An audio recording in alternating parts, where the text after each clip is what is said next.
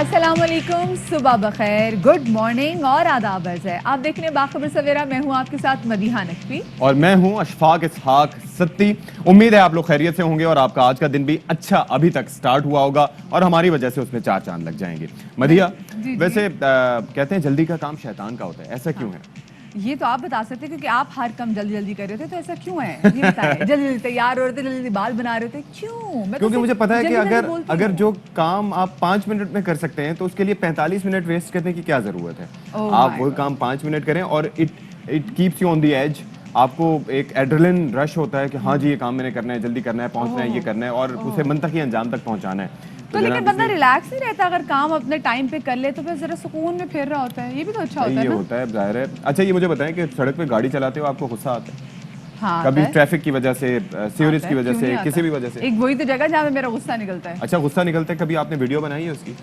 ہاں کبھی جب میں دیکھوں کہ کچھ چیز مجھے موقع مل گیا ہو اونلی دین، ورنہ میں اپنی جان جوکھم میں ڈال کے ویڈیو نہیں بنا سکتی. اچھا ویڈیو بنائیے. اب آپ ایسا کریں گی تو آپ گرفتار ہو جائیں گی. کیوں؟ ابھی ہوا ہے نا، کل ایک گرفتاری ہوئی ہے کہ ایک شخص نے ویڈیو بنائی موسم کے حوالے سے، اس نے جناب گرد و غبار کے حوالے سے، اس نے تمازت کے حوالے سے، اور اس کو گرفتار کر لیا گیا. لیکن ایسا پاکستان میں نہیں ہوا، ایسا ہوا ہے کویت میں. 50 ڈگری ٹیمپریچر تھا، ایک شخص ڈرائیو کرتے ہوئے جا رہا تھا، گرد و غبار کا طوفان، ریت کا طوفان وہاں پر معمول ہے. اس نے ویڈیو بنائی اور ویڈیو بنا کر کہیں ڈال دی. اس کے بعد جناب اسے گرفتار کر لیا گیا ہے اور کیونکہ شاید وہ مصری شہری ہے تو ہو سکتا ہے اسے وہاں سے ڈیپورٹ بھی کر دیا اور جائے. شکر کریں آج کل تو پاکستان میں ہر کوئی بندہ جرنلسٹ بنا ہوا ہے، جس کے ہاتھ میں موبائل وہ جرنلسٹ کہیں پہ بھی جا کے ویڈیو بنا سکتا ہے. اب آپ دیکھیں آپ کویت میں ہوتے تو کیا ہوتا. اظہار رائے کی آزادی ہے بالکل جی. کل جو سندھ اسمبلی میں ہوا ہے، جس طریقے سے میں کیا کہوں، میرے پاس جو ڈیکورم کا جس طریقے سے جنازہ نکالا گیا وہاں پہ 4 پائی لے کے جا کے، تو چیز سمجھ نہیں آئی. یہ کوئی حرکتیں، یہ وہ لوگ ہیں جو کہ ویسے بھی جاتے رہے اسمبلیوں میں، لیکن آہستہ آہستہ یہ بات گل بد گئی ہے. گل بد گئی مختاریہ. ہاں چلے جس والے سے بات کریں گے، لیکن پہلے نظر ڈال لیتے ٹاپ سٹوریز پہ.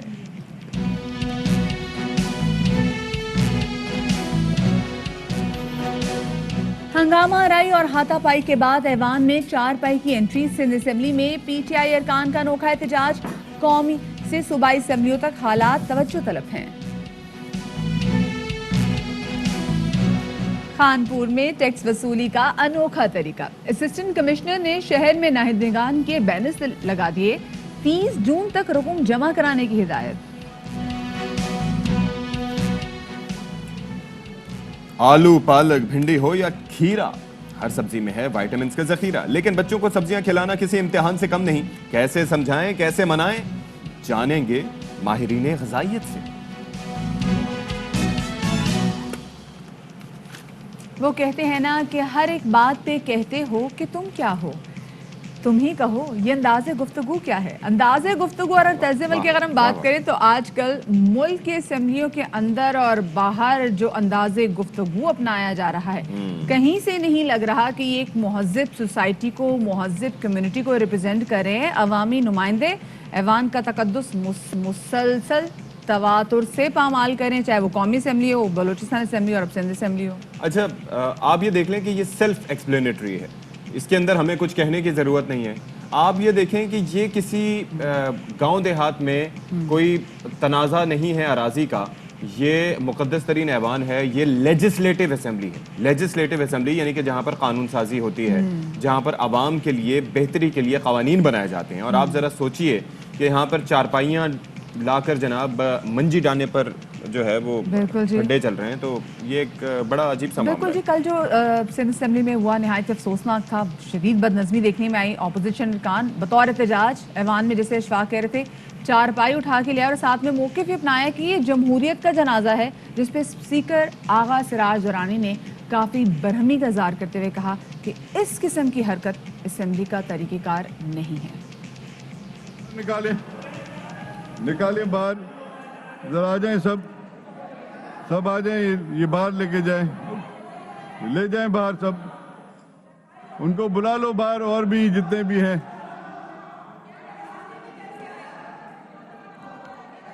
یہ آپ اسمبلی کی بے حرمتی کر رہے ہیں.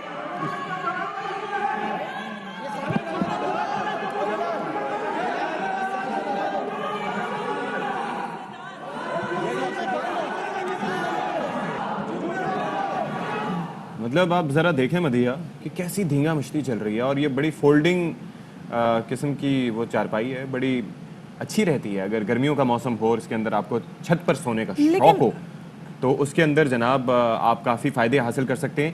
تنگ سیڑھیوں میں سے بھی گزر کر چلی جاتی ہے اور بڑی معقول ہے, اور اس کے یہ ساتھ اچھی ہے مطلب, لیکن وہیں کے لیے جہاں سے یہ بلانگ کرتی ہے. سندھ اسمبلی میں یہ بالکل بلانگ نہیں کرتی ہے, وہاں پر لے کر میرے خیال سے کیوں نہیں ایکشن لیتے ایسے تمام تر صوبائی اور پھر قومی اسمبلی کے بھی وہ اراکین جو کہ اسمبلیز کا تقدس ایسے پامال کرتے ہیں. مطلب یہ کوئی حرکتیں کرنے والی. لیکن بعض اوقات یہ بھی ہوتا ہے نا کہ آپ سوچیں کہ ارکان, آپ کو پتا ہے کہ کبھی کبھار خاص طور پر جن کا جیل جانے کا کوئی ایکسپیرینس رہا ہو تو وہ جیسے ہی جیل جانے لگتے ہیں وہ بیمار ہو جاتے ہیں.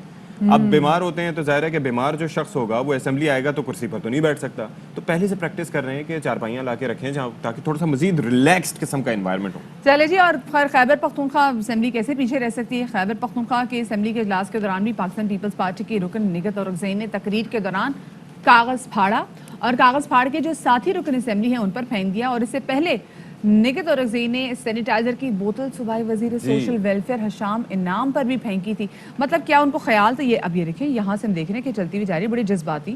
اور اچھا, یہ نگہت صاحبہ جو ہیں وہ اس طرح سے ان کے ایکشنز ہوتے ہیں, وہ اگر خیبر پختونخوا اسمبلی کی آپ بات کریں اور نگہت اورکزئی کا تذکرہ نہ کریں تو یہ کیسے ممکن ہے. یہ پیپر پھینکے, اس سے پہلے جس طرح سے آپ نے تذکرہ کیا سینیٹائزر کی بوتل پھینکی تھی, اس سے پہلے بھی مختلف نوعیت کی. سینیٹائزر لگائے ہو سکتا ہے ان کو لگ رہا ہو کہ ان کو سینیٹائزر کی ضرورت ہے. بٹ خیر دس از ناٹ دا ایٹیٹیوڈ جو کہ میرے خیال سے اسمبلیز میں ہونا چاہیے. تجزیہ کار مظہر عباس صاحب ہمارے ساتھ موجود ہیں. مظہر صاحب ویری وارم ویلکم ٹو باخبر سویرا. سب سے پہلے تو یہ کہیے گا کہ پہلے ہم نے دیکھا کہ قومی اسمبلی, پھر ہم نے دیکھا بلوچستان اسمبلی, پھر ہم سندھ اسمبلی میں ہنگامہ رہے دیکھ رہے ہیں جو اسپیسیفکلی اپوزیشن ارکان چارپائی لے کر ایوان کا تقدس پامال کر رہے تھے. یہ ہو کیا رہا ہے ایگزیکٹلی؟ افسوسناک ہے, غیر سنجیدہ رویہ ہے, بجٹ سے عدم دلچسپی ہے, اور ڈیبیٹ کو جو ہے وہ ہنگامہ آرائی کے ذریعے قابو کرنے کی کوششیں ہیں. تو کسی بھی طریقے سے اس کی تعریف نہیں کی جا سکتی. میرا خیال ہے اپوزیشن جماعتوں کو بھی اور سرکاری بینچوں کو بھی, دونوں کو. اور افسوس اس پوری لڑائی میں اور پوری اس میں اگر آپ قومی اسمبلی اٹھا کے دیکھیں تو بجٹ کی کتابیں زیادہ تر سرکاری بینچوں سے پھینکی گئیں. ان کو تو کم سے کم اس چیز کا خیال رکھنا چاہیے تھا. چلیں اپوزیشن ہنگامہ آرائی کرتی ہے, ہمیشہ کرتی ہے, حالانکہ اس کی کوئی جسٹیفیکیشن نہیں ہوتی. آپ شوکت ترین کو تقریر کرنے دیتے تو شاید شہباز شریف والا مسئلہ بھی نہ ہوتا, شہباز شریف کو بھی تقریر کرنے دی جاتی. لیکن سرکاری بینچ پر بیٹھے ہوئے ایم این ایز تو ان کے اپنے فائنانس منسٹر نے وہ بجٹ ڈاکومنٹس اور ان کی ٹیم نے بجٹ ڈاکومنٹ بنائی تھی, اس کو آپ ہتھیار کے طور پہ ایک دوسرے پر پھینک رہے ہیں. تو میرا خیال ہے کہ دونوں طرف سے اس چیز کا نوٹس لینا چاہیے تھا, اور اچھا ہوا بعد میں سچویشن جب بیٹھے تو better sense prevailed. Balochistan assembly میں بالکل ایک دوسری صورتحال تھی, ادھر بھی پھر یہی ہوا. آپ باقاعدہ بختر بند گاڑی لا کے جو ہے وہ آپ دروازہ توڑتے ہوئے نکل گئے. میرا خیال ہے بجٹ سے پہلے گورنمنٹ کی کیونکہ زیادہ رسپانسبلٹی ہوتی ہے, بجٹ انہیں پیش کرنا ہوتا ہے, ان کو پتہ ہوتا ہے کہ ماحول کس طریقے سے بہتر بن سکتا ہے. بہت سی تجاویز ہوتی ہیں, آپ ان میں سے اگر چند تجاویز مان لیں اپوزیشن کی, اور ایک ایٹماسفیئر کم سے کم 1-1.5 مہینے پہلے اس حوالے سے ضرور بات چیت ہونی چاہیے دونوں کے درمیان کہ ہمیں کم سے کم اسموتھ سیلنگ. آخر بجٹ اس لڑائی کے بعد بھی تو آپ نے دیکھا کہ کتنے دن تک سیشن چلا اور بہت اسموتھلی گیا, کسی نے کوئی رکاوٹ نہیں ڈالی.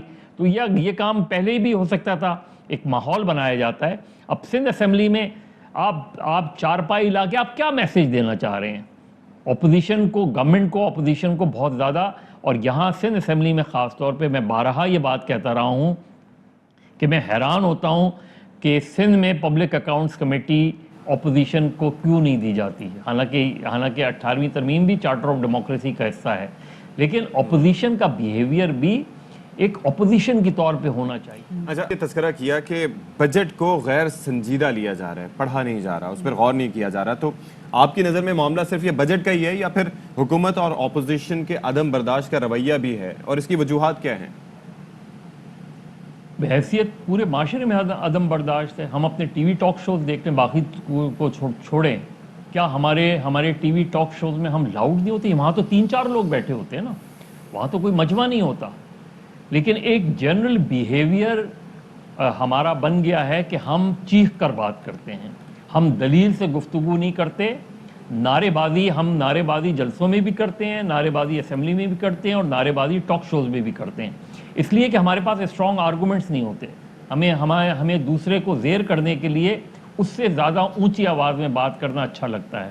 تو میرا خیال ہے بحیثیت معاشرہ جو ہے وہ ہم جو ہے وہ زوال پذیر ہیں, اور وہ یہ ساری چیزیں معاف کیجیے گا, یہ ساری چیزیں اسی کی غمازی کر رہی ہیں کہ جہاں ہمیں لگتا ہے کہ ہم لڑائی بھی ہوتے ہیں, آستین بھی چڑھا لیتے ہیں, آپ دیکھیں ٹی وی ٹاک شوز میں تھپڑ بھی مار دیے جاتے ہیں.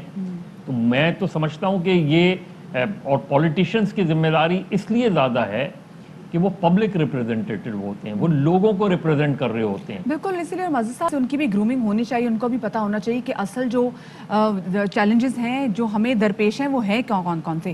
ملک میں اگر دیکھا جائے تو دہشت گردی کے واقعات ہیں, تواتر سے بڑے ہیں, افغانستان کی صورتحال ہمارے سامنے ہے, بھارت کے عزائم سب کے سامنے ہیں. ایسے میں آپ کیا سمجھتے ہیں کہ جو ہمارے عوامی نمائندے ہیں جو اسمبلیوں میں اس قسم کی واہیات قسم کی کامیڈی کرتے ہیں, ان کی ذمہ داری کیا بنتی ہے؟ کچھ چیزیں ایسی ہوتی ہیں جس پہ قومی پالیسی بنانی چاہیے, جس پہ قومی ڈیبیٹ ہونی چاہیے, جس پہ آپ کو اپوزیشن اور گورنمنٹ سے بالاتر ہو کے سوچنا چاہیے. جس طرح فیٹف کا معاملہ ہے, اب فیٹف کا معاملہ ایسا نہیں ہے کہ جس کو ہم اپوزیشن اور حکومت کے درمیان الزام تراشی میں دے دیں, کیونکہ میسج دنیا میں بالکل دوسرا جاتا ہے.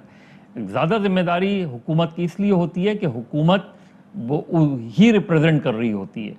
ہم نے ماضی میں دیکھا کہ بڑی اپوزیشن اور گورنمنٹ کے درمیان بڑا تناؤ تھا, لیکن ذوالفقار علی بھٹو جب شملہ گئے تو انہوں نے پوری اپوزیشن کو اعتماد میں لے کر گئے, اور اپوزیشن نے انہیں وہ اعتماد دیا. ہم نے 86 میں دیکھا, جو 88 جنیجو جب جنیوا جا رہے تھے تو انہوں نے تمام اپوزیشن جماعتوں کو بلایا, ان کو اعتماد میں لیا اور پھر گئے, اور اپوزیشن نے وہ ان کو اعتماد دیا. تو میرا خیال ہے کہ حکومت کو انیشیٹو لینا چاہیے, چاہے وہ انڈیا کا ایشو ہو, چاہے وہ افغانستان کا ایشو ہو, چاہے وہ نیشنل سیکیورٹی کا ایشو ہو, چاہے معیشت کا ایشو ہو. کچھ قومی پالیسیز ہوتی ہیں, کچھ قومی پالیسیز کی بنیاد پہ آپ اپوزیشن اور حکومت کو مل کے چلنا چاہیے. بالکل, کیونکہ بڑے چیلنجز ہیں جس پر اپوزیشن اور حکومت کو ساتھ مل کے اس پہ کام کرنا چاہیے. بہت شکریہ جی. مظہر باز صاحب ہمارے ساتھ موجود تھے. جی جی, آپ کا بھی مدیہ بہت شکریہ. مدیہ بہت غصے میں ہوتی ہیں جب اس طرح کی غیر پارلیمانی زبان دیکھتی ہیں, اس طرح کا رویہ دیکھتی ہیں. کتنی دیر گھنٹوں کھڑے ہو کے ووٹ ڈالنے کے لیے جاتے ہیں لوگوں کو ہم, ٹھیک ہے, اتنی گرمی میں, اور اس کے بعد جب ایسی حرکتیں کریں نہیں, ووٹ ڈالنے کے لیے جاتے ہیں, پھر جو قومی خزانے سے جتنی خطیر رقم آپ کے میرے پیسوں کے ٹیکسز سے, عوام کے پیسوں سے, ایک دن کا اجلاس ہوتا ہے, ارکان کا TADA ہوتا ہے, بہت سی چیزیں ہوتی ہیں. قومی اسمبلی کا اجلاس 4.25 کروڑ کا ہوتا ہے ایک دن کا جو ہوتا ہے, آپ اندازہ کیجیے. ایسے میں یہ اس طرح کی حرکتیں افسوسناک ہیں, اور ظاہر ہے کہ ہمارے عوامی نمائندے عوام کو ریپرزینٹ کرتے ہیں, تو اس طرح کی حرکات و سکنات سے اجتناب کرنا چاہیے. اچھا مدیہ, کھانے کے لیے آپ جیتی ہیں یا جینے کے لیے کھاتی ہیں؟ کھانے کے لیے جیتی ہوں. واہ واہ واہ. یعنی کہ اگر آپ اپنی پسند کا کھانا کھا رہی ہوں, جو کہ آپ اپنی انسٹاگرام پہ یا پھر فیس بک پر بھی شیئر کر رہی ہوتی ہیں, اور اس دوران آندھی آئے, طوفان آئے, آپ کو کوئی فکر نہیں ہوتی؟ مجھے پتہ بھی نہیں چلتا آندھی آئے. اگر آندھی میں کوئی اڑتا ہوا کوئی پتا میری ڈیزرٹ پہ آگے گر جائے تو میں بڑے آرام سے اس پتے کو نکال کے سائڈ پہ رکھوں گی, اینڈ آئی ول کنٹینیو. اور اگر مکھی آ کے گر جائے تو اس کو نکال کے آرام سے؟ نہیں, وہ میں نہیں کروں گی, پر وہ آف کورس میں نئی آرڈر کر لوں گی, وہ پھر نئی جو آئے گی وہ زیادہ بھی آئے گی نا کوانٹٹی میں, پھر میں وہ اس کو انجوائے کروں گی. اچھا جی. تو ایک واقعہ پیش آیا جناب کہ ایک شخص اپنی دھن میں ایسا مگن, کھانے میں ایسا مصروف کہ آس پاس جناب واردات ہو گئی, ریسٹورنٹ میں سب لوگ لٹ رہے ہیں, اور جناب ڈکیتی ہو رہی ہے پراپرلی. یہ دیکھیں ہیلمٹ پہنے بھائی صاحب, آرام سے آدمی مطمئن بیٹھا ہوا ہے, پیچھے آگے ڈکیت آئے ہیں جی, ڈکیت نے ہیلمٹ پہنے ہوئے, ڈکیت نے سب سے گن پوائنٹ پہ سب چیزیں لی ہیں, ڈکیت نے اس سے بھی لیے. اس آدمی نے کہا مجھے کھانا کھاتے ہوئے ڈسٹرب مت کرنا, میرا فون پکڑو اور یہاں سے چلتے بنو, کھانے کو ڈسٹرب نہیں کرنا. He's very touchy about his food, you know, people are, you know, they get emotional about زندگی کا کیا بھروسہ, زندگی کا بھروسہ نہیں. آرام سے اس نے کہا بھائی میرا, اچھا وہ بھول گیا, اس نے کہا میری جیب میں جگہ نہیں, اس نے کہا نہیں بھائی لے جا, پھر آ کے تنگ کرے گا. اور اچھا آپ کہیں سے آپ کو دیکھ کے لگ رہا ہے کہ وہ شخص جس سے گن پوائنٹ پہ چیزیں لے کے جا رہے ہیں وہ کہیں آپ کو ایک نوالا اس نے مس نہیں کیا. پیچھے جو ٹیبل پہ جو لوگ تھے نا وہ بھاگ کے نکل گئے جناب اپنی جان بچاتے ہوئے, یہ کھا رہا ہے آرام سے انجوائے کر رہا ہے. اس سے اس بات پر یقین ہے کہ نہ جانے کون سا نوالا, کون سی سانس آخری ہو, تو اس میں جناب نوالا تو کم از کم ہاتھ سے نہ جانے دیا جائے. اور آپ یہ دیکھیں کیسے سکون سے آ کے واردات ہوئی, ہیلمٹ پہنے شخص آیا اور جناب اس نے ایک نوالا بھی مس نہیں کیا. اچھا وہ جو ہیلمٹ والے جو یہاں پہ دیکھ رہی ہے پوری ٹیم یہاں پہ گھوم رہی ہے, لوگوں کو لوٹ رہی ہے جناب, اس نے اچھا وہ پریشان ہے, وہ پریشان ہے جو ہیلمٹ والا پریشان ہے, ادھر ادھر دیکھ رہے ہیں کہ یہ کیا چکر ہے اس کے ساتھ. مجھے ضرور لگ رہا ہے کہ وہ بعد میں ہیلمٹ والا شخص اس آدمی کو ڈھونڈ کے اس کے گھر فون پہنچانے کے لیے جائے گا کہ بھائی مجھ سے غلطی ہوگی, تو جیسے لیجنڈ کا میں نے فون چرایا ہے. نہیں پہلے ایسا ہوتا تھا, آئی ریممبر کہ میرے پاس خاصے عرصے تک میرے پاس ایک موبائل فون تھا جو کہ بڑا تاریخی تھا, اور جناب اس حوالے سے ہم بات کریں گے مزید بھی. اب ایک سنجیدہ معاملے پر ہم بات کرنے جا رہے ہیں. لاہور میں ایک دھماکہ ہوا تھا جناب, اور اس دھماکے کے حوالے سے ہمارے قانون نافذ کرنے والے اداروں کی سب سے اہم بات یہ ہے, اپڈیٹ یہ ہے کہ انہوں نے تمام نیٹ ورک جو ہے اس کو گرفتار کر لیا ہے. اور اس حوالے سے جناب یہ بھی بتایا گیا ہے کہ یہ جو لاہور دھماکہ اسرائیلی خفیہ ایجنسی کی جانب سے کیا گیا ہے. تو شاہ محمود قریشی صاحب جو کہ وزیر خارجہ ہیں ہمارے ساتھ اس وقت براہ راست لائن پر موجود ہیں. السلام علیکم شاہ صاحب. جی وعلیکم السلام. شاہ صاحب نارملی ہم یہ دیکھتے ہیں جو ہسٹری رہی ہے کہ کوئی بھی واقعہ ہوتا ہے تو اس کے اندر خاصی تاخیر سے جو لوگ ہوتے ہیں وہ پکڑے جاتے ہیں, سہولت کار پکڑے جاتے ہیں, نیٹ ورک بے نقاب ہوتا ہے, اور ابتدائی طور پر صرف بیان بازی کی جاتی ہے. لیکن یہاں پر تو بہت بڑا کارنامہ ہے, کیسے ممکن ہوا یہ؟ میں تو بالکل آپ نے صحیح نشاندہی کی ہے. میں مبارکباد پیش کرنا چاہوں گا ہمارے انٹیلیجنس ایجنسیز کو, ہماری جو کاؤنٹر ٹیررزم ڈپارٹمنٹ ہے پنجاب کو, پولیس کو, جنہوں نے فل فور بڑی پروفیشنل انویسٹیگیشن کی ہے اور معاملے کی تہ تک پہنچے ہیں. نہ صرف معاملے کی تہ تک پہنچے ہیں, گرفتاریاں مکمل کر لی ہیں اور ان لوگوں کو بے نقاب کر لیا ہے جو پاکستان میں دہشت گردانہ کارروائیوں میں ملوث ہیں اور ملک کو ڈی اسٹیبلائز کرنا چاہتے ہیں. یہ بہت ایک اچھی پیش رفت ہے, اور ان افسران کی اور جو ان کے ساتھ اہلکار اس میں شامل تھے ان کو ان کی خدمات کو سراہنا چاہیے. صحیح. اچھا شاہ صاحب یہ کہیے گا, ابھی جیسے آئی جی پنجاب ہی کہتے ہیں کہ لاہور میں جو دھماکہ ہوا تھا, یہ جو پورا نیٹ ورک تھا یہ اسرائیلی خفیہ ایجنسی کا تھا. اس کا مطلب ہے پہلے تو ہمیں راس کا بھی تھا ڈر, اور را مسلسل پاکستان کو کہنا کہ ٹارگٹ بھی کر رہا, ہم دیکھ رہے ہیں این ڈی ایس بھی کاروائیاں پاکستان میں کر رہا ہے. اب جو ایک دم سے اسرائیلی نیٹ ورک سامنے آ گئے تو اس کا مطلب ہے کہ ہمیں تو اور بہت سارے محاذوں کا سامنا اس وقت. دیکھیے جو میں نے ان کی گفتگو پڑھی ہے یا سنی ہے, اس میں انہوں نے ہاسٹائل ایجنسیز کا ذکر ضرور کیا ہے لیکن کسی کا نام نہیں لیا میری اطلاع کے مطابق. لیکن ہاسٹائل جب ہم کہتے ہیں تو پھر آپ دیکھ سکتے ہیں دائیں بائیں, پھر تو وہ بڑا اسپیکٹرم آ جاتا ہے. شاہ صاحب آپ تک ہماری آواز پہنچ رہی ہے؟ جی جی جی جی. اچھا اب ذرا یہ بتائیے گا کہ کسی بھی چیز کی, شاہ صاحب آپ سے بہتر کون جانتا ہے کہ ٹائمنگ بہت امپورٹنٹ ہوتی ہے.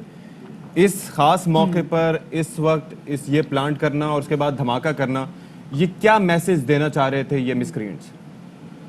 دیکھیے بہت سے عوامل ہیں نا اس میں. ایک تو جیسے آپ کے علم میں ہے کہ پاکستان کا جو ہم اپنا موقف پیش کر رہے تھے ایف اے ٹی ایف کے سامنے کہ کس طرح ہم نے اللہ کے فضل و کرم سے ٹیرر فائنینسنگ کو ہم نے چیک کیا ہے. جی بلکہ اب جب یہ اطلاعات آ رہی ہیں کہ کچھ ہاسٹائل ایجنسیز ان دہشت گردوں کی پش پناہی کر رہے تھے وسائل مہیا کر کے, ان کو فائنینشیل اسسٹنس دے کے, اس سے تو بلکہ ان اداروں کو جو ٹیرر فائنینسنگ کو چیک کرتے ہیں انہیں انویسٹیگیٹ کرنا چاہیے, ان ایجنسیز کو, ان عوامل کو جو اس قسم کی فائنینشیل سپورٹ دے رہے ہیں, انہیں بے نقاب یقیناً ہونا چاہیے.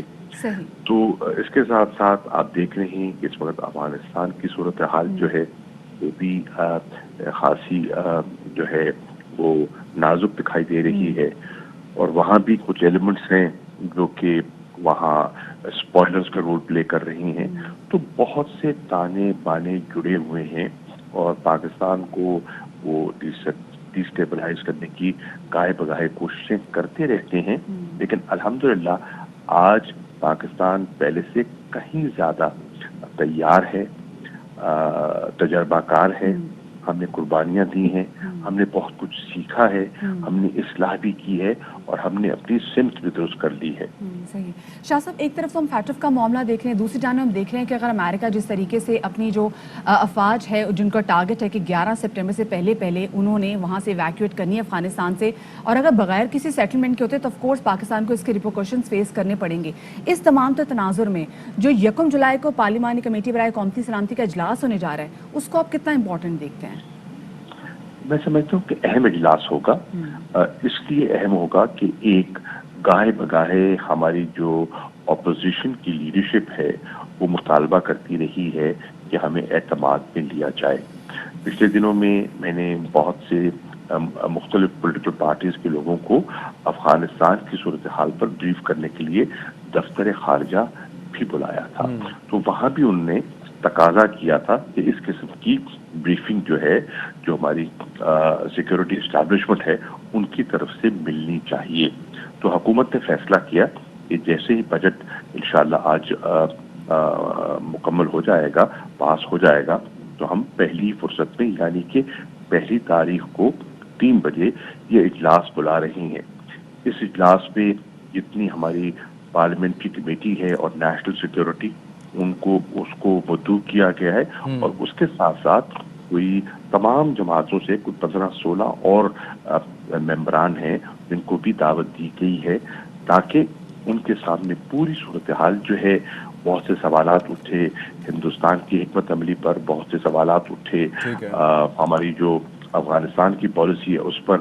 تو ان سارے, اور یہ جو کارستانیاں ہو رہی ہیں جس کی آپ نے نشاندہی کی ہے, اس پہ بھی گاہے بگاہے سوال اٹھتے رہتے ہیں.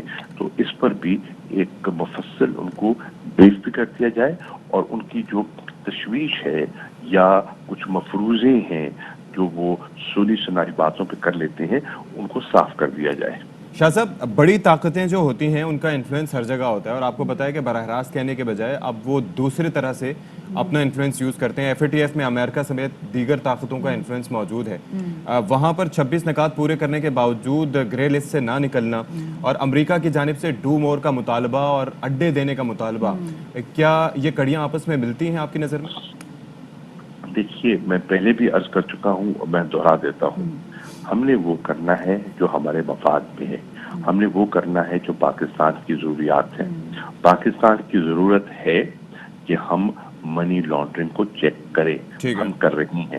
پاکستان کی ضرورت ہے کہ ہم ٹیرر فائنینسنگ کو کرب کریں, اور ہم کر رہے ہیں.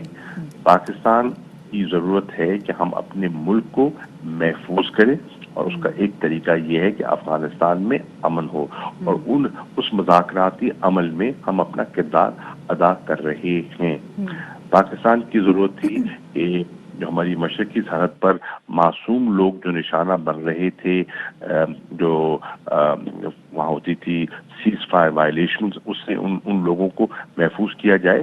ہم نے وہ اچیو کر لیا ہے. جی صحیح, بہت شکریہ جی. شاہ محمد قریشی صاحب ہمارے ساتھ, وفاقی وزیر خارجہ, اور کافی عام امور پر گفتگو ہو رہی تھی. اور ساتھ میں اشفاق دیکھیں یہ بھی دیکھیں, ڈے 1 سے بھارت کی کوشش یہ تھی کہ پاکستان فیٹف کی گرے لسٹ سے نہ نکلے. وہ انفیکٹ یہ چاہ رہا تھا کہ یورپی یونین کے ساتھ اپنی ٹائز اتنے اسٹرانگ کر لے کہ پاکستان کو بلیک لسٹ میں لے جائے. گرے لسٹ میں بھی نہیں, وہ کہہ رہے بلیک لسٹ میں لے جائے. دوسری جانب جو اسپیسیفکلی ہم دیکھ رہے ہیں کہ جو ان کی بات چیت گفتگو چل رہی ہے طالبان ونگ کے ساتھ بھی, وہ بالکل اب نا کھل کے سامنے آ گئی, ان کے عزائم کیا ہیں. چلیں جی, بریک لے لیتے ہیں. بریک کے بعد ہم اپنی گفتگو کو آگے بڑھائیں گے.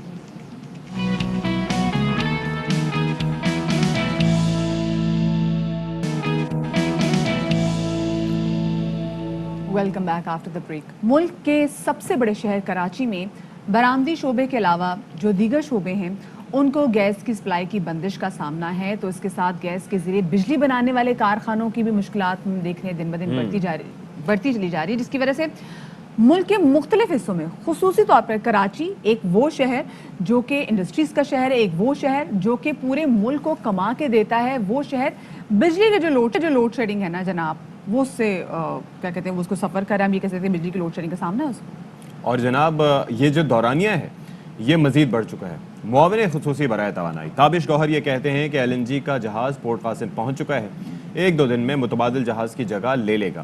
ایک دو دن بعد یہاں گیس کی پیداواری صلاحیت نہ صرف پوری ہو جائے گی بلکہ زیادہ ہو جائے گی، اور ایندھن استعمال ہوگا تو یقیناً اس کو بجلی کے بلز میں شامل کیا جائے گا۔ نجی شیئر ہولڈرز ہیں، اگر وہ پراکسی لے کر آ جاتے ہیں تو اس کو روکنا قانون ممکن نہیں ہے۔ قاسم گیا تھا، جو بڑا جہاز ہے سیکوا سے وہ آج آ گیا ہے، ایک آدھ روز میں وہ متبادل جو جہاز ہے وہ اس کی جگہ لے لے گا۔ یہ بڑا جہاز بھی ہے، یہ نیا جہاز بھی ہے، اور مجھے بہت امید ہے کہ اگلے 2-4 روز کے بعد یہاں پہ جو گیس کی جو پیداواری صلاحیت ہے وہ نہ صرف یہ کہ پوری ہو جائے گی بلکہ زیادہ ہو جائے گی۔ احمد عقیل صاحب، ان کو S N G P L board پہ لگایا گیا، کیا آپ سمجھتے ہیں ان کا کانفلکٹ آف انٹرسٹ ہے؟ ایک بڑے کاروباری گروپ کی مختلف کمپنیوں کے یہ بورڈ آف ڈائریکٹرز پہ بھی ہیں۔ نجی جو شیئر ہولڈرز ہیں اگر وہ پراکسیز لے کے بورڈ پہ آ جاتے ہیں تو ان کو روکنا قانوناً ہمارے لیے ممکن نہیں ہے۔ جن صاحب کا آپ ذکر کر رہے ہیں اور جن کی وہ نمائندگی کر رہے ہیں، ان کے پیسے لگے ہوئے ہیں اس کمپنی کے اندر، تو قانون کے مطابق اگر ان کو ایک سیٹ ملی ہے تو اس میں سرکار پاکستان خلل ڈال نہیں سکتی۔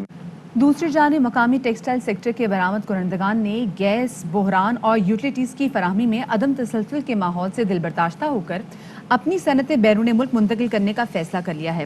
ایکسپورٹرز کا کہنا ہے کہ گیس صنعتوں کے لیے خام مال کا درجہ رکھتی ہے، جس کی عدم دستیابی پر صنعتوں کو چلانا ناممکن ہے۔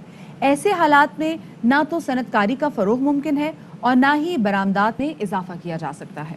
جناب، اور اسی حوالے سے ہم بات کریں گے، چیئرمین ایپٹما ساؤتھ آصف انعام صاحب ہمارے ساتھ اسٹوڈیوز میں موجود ہیں۔ السلام علیکم آصف صاحب۔ آصف صاحب فرمائیے گا کہ چلیں اس وقت گیس کا بحران تو ہے، لیکن آپ کے خیال میں یہ کس کی کوتاہی یا نااہلی کی وجہ سے اس بحران کی نوبت آئی؟ دیکھیے، ہمارے یہاں گیس کے سلسلے میں ایک عجیب و غریب سسٹم ڈیزائن ہو گیا کہ ڈومیسٹک کو پرائیورٹی دیتے ہیں۔ گزشتہ 12 سال یا 14 سال سے گیس کنیکشن جو صنعتوں کو ہیں اس کو دینے پہ پابندی ہے، اور جبکہ ڈومیسٹک میں الاؤ ہے، تو گریجولی جو ہے وہ انڈسٹری کا شیئر گھٹتا جا رہا ہے۔ اب آپ کے پاس گیس سپلائی کے بغیر اگر آپ گیس کنیکشن دے رہے ہیں ڈومیسٹک میں، وہ کسی انڈسٹری کو بند کر کے دے رہے ہیں۔ تو دوسرا، گزشتہ 10-12 سال میں جو ڈومیسٹک ایکسپلوریشن ہے وہ تقریباً نہ ہونے کے برابر کی، یعنی کہ آپ یہ کہہ رہے ہیں کہ دنیا بھر میں ایسا نہیں ہوتا، ڈومیسٹک کو پریفرنس نہیں دی جاتی؟ ڈومیسٹک کو نہیں، انڈسٹری کو، کیونکہ سب سے زیادہ ایفیشنسی آپ کو وہیں سے ملتی ہے۔ اچھا، ایک تو آپ کی جو برننگ کی ایفیشنسی ہے، گھر میں کیا یوز کریں؟ ٹھیک ہے، گھر میں تو ایل پی جی یا دوسرے، اب تو ڈائریکٹ انڈکشن جو چولہے آ گئے ہیں بجلی کے، وہ بہت ایفیشینٹ ہیں ریلیٹیولی، تو بہت مہنگے ہوتے ہیں۔ جی، وہ اس کا کوئی سسٹم کریں ایسا کہ، اور اب تو سولر گیزر میں تقریباً 450 MMFD سردیوں میں کنزیوم ہو جاتی ہے، وہ تو بہت آسانی سولر ہو سکتا ہے۔ تو کتنا سفر کر رہی ہیں انڈسٹریز اس بہت، گیس کی لوڈ شیڈنگ کی وجہ سے؟ دیکھیے، یہ جو گزشتہ 10-15 دن ہے یہ تو بہت ہی خراب گزرے ہیں، اور اس میں انہوں نے انڈسٹری کو تو کاٹا ہی ہے، مگر جو ایکسپورٹنگ انڈسٹری ہے ان کو بھی گیس پریشرز کے ایشو ہیں۔ تقریباً اس وقت ہمارے آدھے سے زیادہ ممبر ایسے ہیں کہ جن کی ملیں آدھی چل رہی ہیں، وہ پوری گیس ہی نہیں آ پا رہی۔ اچھا، ایک چیز ذرا یہ سمجھائیے گا کہ ویسے اصولاً تو گورنمنٹ کا کام ہے نا کہ اگر آپ نے 70 لاکھ کنیکشنز دیے ہیں تو آپ وہ طلب جو ہے اور رسد، اس کے فرق کو ختم کریں، ٹھیک ہے، آپ وہاں سے منگوائیں گیس۔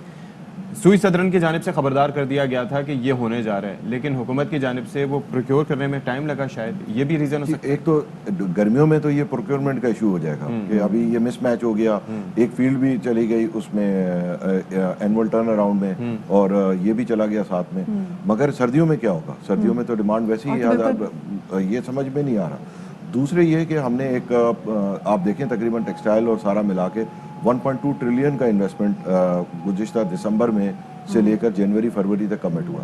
وہیں ہم نے دیکھا کہ ایک صاحب پیراشوٹ سے آئے، انہوں نے آ کے کہا ہم صنعتوں کی گیس کاٹ دیں گے، صنعتیں انیفیشینٹ ہے، پھر ان کو بتایا کہ جی KEC کے پلانٹ تو 28% پہ چل رہے ہیں، آپ 48% اور 45% والے کو انیفیشینٹ کہہ رہے ہیں۔ ایز آف ٹوڈے KE کا صرف جو نیا پلانٹ ایک لگ رہا ہے، اس کے علاوہ وہ جو 700 میگا واٹ والا ہے، جی 700 والا، دیٹس دی اونلی پلانٹ کے جو 60-61% ایفیشنسی پہ، باقی KE کا کوئی پلانٹ ہی 46% ایفیشنسی پر نہیں ہے۔ جب پلاننگ کا مرحلہ بھی جا رہا ہوتا ہے، بہت ساری چیزیں جو آنے والے ہرڈلز ہوتے ہیں آپ اس کو پہلے سے فورس ہی کر لیتے ہیں۔ ابھی جیسے آپ نے بات کی کہ ابھی آگے جب سردیاں آئیں گی تو اس میں تو اور جو آپ کی مشکلات ہیں وہ بڑھ جائیں گی، تو اس پہ پہلے بات کیوں نہیں کی؟ کیوں نہیں ان کو آپ نے بھی اعلان کیا کہ بھائی مطلب اللہ اللہ کر کے کووڈ کے بعد ہم نے اپنی انڈسٹری دوبارہ سے کھڑی کرنے کی کوشش کی، اپنے ایکسپورٹ بڑھانے کی کوشش کی ہے، اور گیس کی لوڈ شیڈنگ میں ہم پھر تباہ ہو جائیں گے؟ جی، اس کی وجہ نیشنل پالیسی کا فقدان ہے۔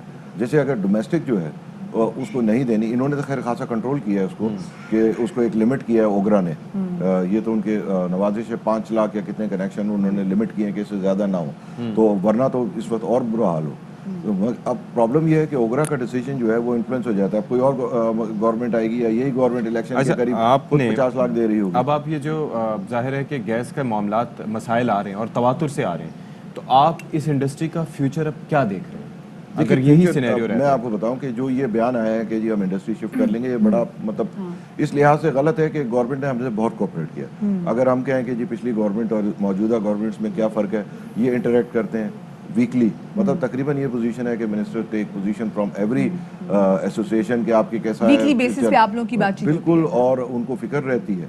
मगर प्रॉब्लम ये आती है कि अगर मिनिस्ट्री ऑफ कॉमर्स काम कर रही है और एक सडनली एक साहब कहें कि जी मैं सारे इंडस्ट्री की गैस काट दूंगा, वो थोड़ा सा ये पैराशूटर्स जो है ना, वो कोई मतलब एथिक्स के साथ हो कि जी किस साहब को कितना इख्तियार है। वे आउट क्या है आसिफ साहब पे? देखिए पे आउट तो ये है कि जो अल्टीमेटली जो आईपीपीज एड्रेस होते हैं, देखिए इंडस्ट्री का छोटे काम नहीं है, हमें सही और रीजनेबल सप्लाई मिले तो किसको शौक है कि हम अब हमारी जितनी इंडस्ट्री हम लगाते हैं उसको 25% तो हमारा पावर जनरेशन में पैसे ज़ाया होते हैं, जो हम अपनी इंडस्ट्री को मजीद बढ़ा लें।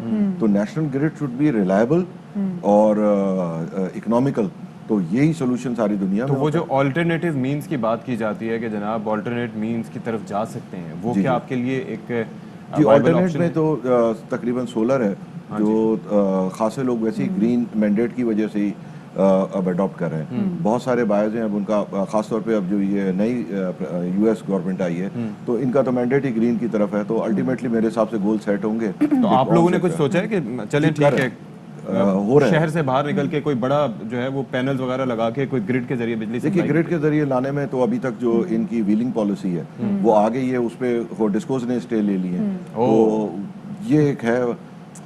अच्छा ये बताएं, ताबिश गौर साहब ने जैसे भी बोला कि एलएनजी का जो जहाज है ना वो आ गया है, वो पोर्ट कासिम में पार्क है, 2-3 दिनों में ये जो मामला था सारा सॉर्ट आउट हो जाएगा, तो क्या आप होपफुल हैं कि इससे हो जाएगा मामला हल? देखिए इस वक्त तो जहाज की वजह से मेजर इशू है, वो तो सॉर्ट आउट हो जाएगा, मगर जो उन्होंने बाकी चीज़ें खड़ी की हुई हैं, जैसे इंडस्ट्री को धमकियां दी हुई हैं कि जी आपकी हम गैस काट देंगे, तो आप मुझे बताएं कि एक्सपेंशन कैसे करेगा कोई, नई गैस की पॉलिसी नहीं है। देखिए कोई ग्रिड पे जाना नहीं चाह रहा, दो वजूहात की बिना पे कि कोई रिलायबल ही नहीं है। कल मेरी किसी दोस्त से बात हुई पंजाब में, उसने कहा 27 दफ़ा ट्रिप हुआ है। अब आपकी 24 घंटे में 27 दफ़ा ट्रिपिंग का मतलब होता है 1 मिनट ट्रिप हुई फिर अब दोबारा चालू हो रही है फैक्ट्री, तो उसकी वजह से भी लाइफ साइकिल भी मशीन्स का वो जी वो प्लस उसमें वेयर एंड टेयर क्या, अब तो सारे इलेक्ट्रॉनिक्स हैं, उड़ गए, प्रोग्राम सेट हो गया, फिर रीप्रोग्राम हो रहा है। तो अच्छा अब मजीद जो आप हमारी जो गैस जनरेशन सेक्टर है उसके अंदर आप समझते हैं कि एक्सप्लोरेशन की कमी है, क्योंकि बलूचिस्तान की साइड पे हम सुनते हैं कि तकरीबन 19.3 ट्रिलियन क्यूबिक फीट गैस के ज़खायर मौजूद हैं, तो आप समझते हैं कि मजीद एक्सप्लोर करना चाहिए? जी ये अगर आप देखें कि मुशर्रफ साहब के जो 5-7 साल थे उसमें कितने कुएं खुदे हैं, और आप बिलीव मी ये 13 साल में उतने नहीं खुदे हों। तो मुशर्रफ साहब जब आए थे तो 1800 तकरीबन पैदावार थी हमारे million cubic foot per day, और जब वो गए तो वो उसको 3800 छोड़ के गए।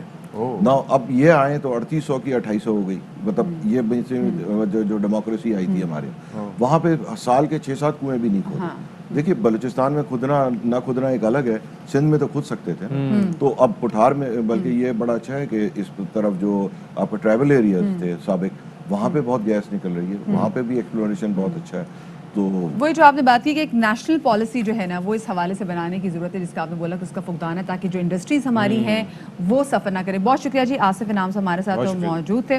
और अब आपका हम थोड़ा बहुत मूड चेंज करते हैं। तारीखी मकाम जो है हड़प्पा, जिसके बारे में आपने अक्सर सुना होगा, जो हड़प्पा है बेसिकली वो साहिवाल और चिचावतनी के दरमियान वाक़ है। क्या आप गए वैसे अभी तक? नहीं अभी तक मैं नहीं, मुझे जाने का इत्तेफाक नहीं हुआ, इसलिए मैं समझ रहा हूँ कि हड़प्पा यहीं पे। हाँ हड़प्पा, क्योंकि साहिवाल इधर है और चिचावतनी है, तो दरमियान में हड़प्पा जनाब। और हड़प्पा में 5000 साल पहले की तहजीब है जिसके आसार आज भी मौजूद हैं। और जनाब इसी हवाले से चूंकि मैं नहीं जा सका, मैं भी नहीं जा सकी, हैरानगी की बात है। तो चलें जी, रिपोर्ट आपने देख ली, और मैं बस ये चाहूंगा कि जब मैं भी हड़प्पा के विजिट पे जाऊं तो मेरे बैकग्राउंड में ऐसा ही म्यूजिक बज रहा हो। और आपकी तस्वीर लगी हुई थी वहाँ पे, आपने देखा नहीं, कदीमी आसार में बहुत ठंडी जुगत थी, बर्फ पड़ना शुरू हो गई है।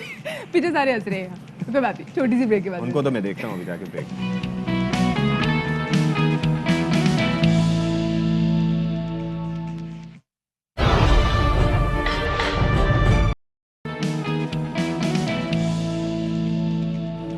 अच्छा जी, तो अब बात कर लेते हैं टैक्स वसूली की, और उसके लिए हुकूमत की जानिब से मुख्तलिफ इक़दाम किए जा रहे हैं ताकि टैक्स रेवेन्यू में इजाफा किया जा सके। जाहिर है کہ حکومت کے لیے آمدن کا ایک بڑا اہم ذریعہ یہ ہوتا ہے کہ آپ سے، مجھ سے، ان سے ٹیکس وصول کیا جائے. بالکل بالکل جی. اور جو خانپور کی حکومت نے کیا ہے، ہو جو اس کی مینجمنٹ نے کر دیا ٹیکس وصولیوں کے لیے، وہ آئندہ کئی صدیوں میں یاد رکھا جائے گا. وہ کیونکہ وہ یہ تھا جناب، آ کے اسسٹنٹ کمشنر نے شہر میں ایف بی آئی کے ڈیفالٹرز کے جو بینرز ہیں وہ ہر جگہ لگا دیے ہیں. اور مزے کی بات کہ ان ڈیفالٹرز میں شہر کی مشہور شخصیات اور ایم ایس شیخ زید اسپتال بھی شامل ہے جناب. تو اسسٹنٹ کمشنر خانپور نے نادہندگان کو 30 جون تک رقوم جمع کرانے کی ہدایت بھی کر دی ہے. دیکھیں آپ جہاں بھی جائیں گے خانپور میں گھومیں گے، بڑے بڑے بینرز لگے ہوں گے، شکلیں لگی ہوں گی. آپ یہ دیکھیں کہ یہ جو گاؤں دیہات ہوتے ہیں اور مطلب نسبتاً چھوٹے قصبے ہوتے ہیں، شہر ہوتے ہیں، تو وہاں پر اسسٹنٹ کمشنر تو بادشاہ. آپ ان کے دفتر کو ہی دیکھ لیں کہ جناب کیا شاندار اندر سے بھی عمارت ہوگی. اور ایسے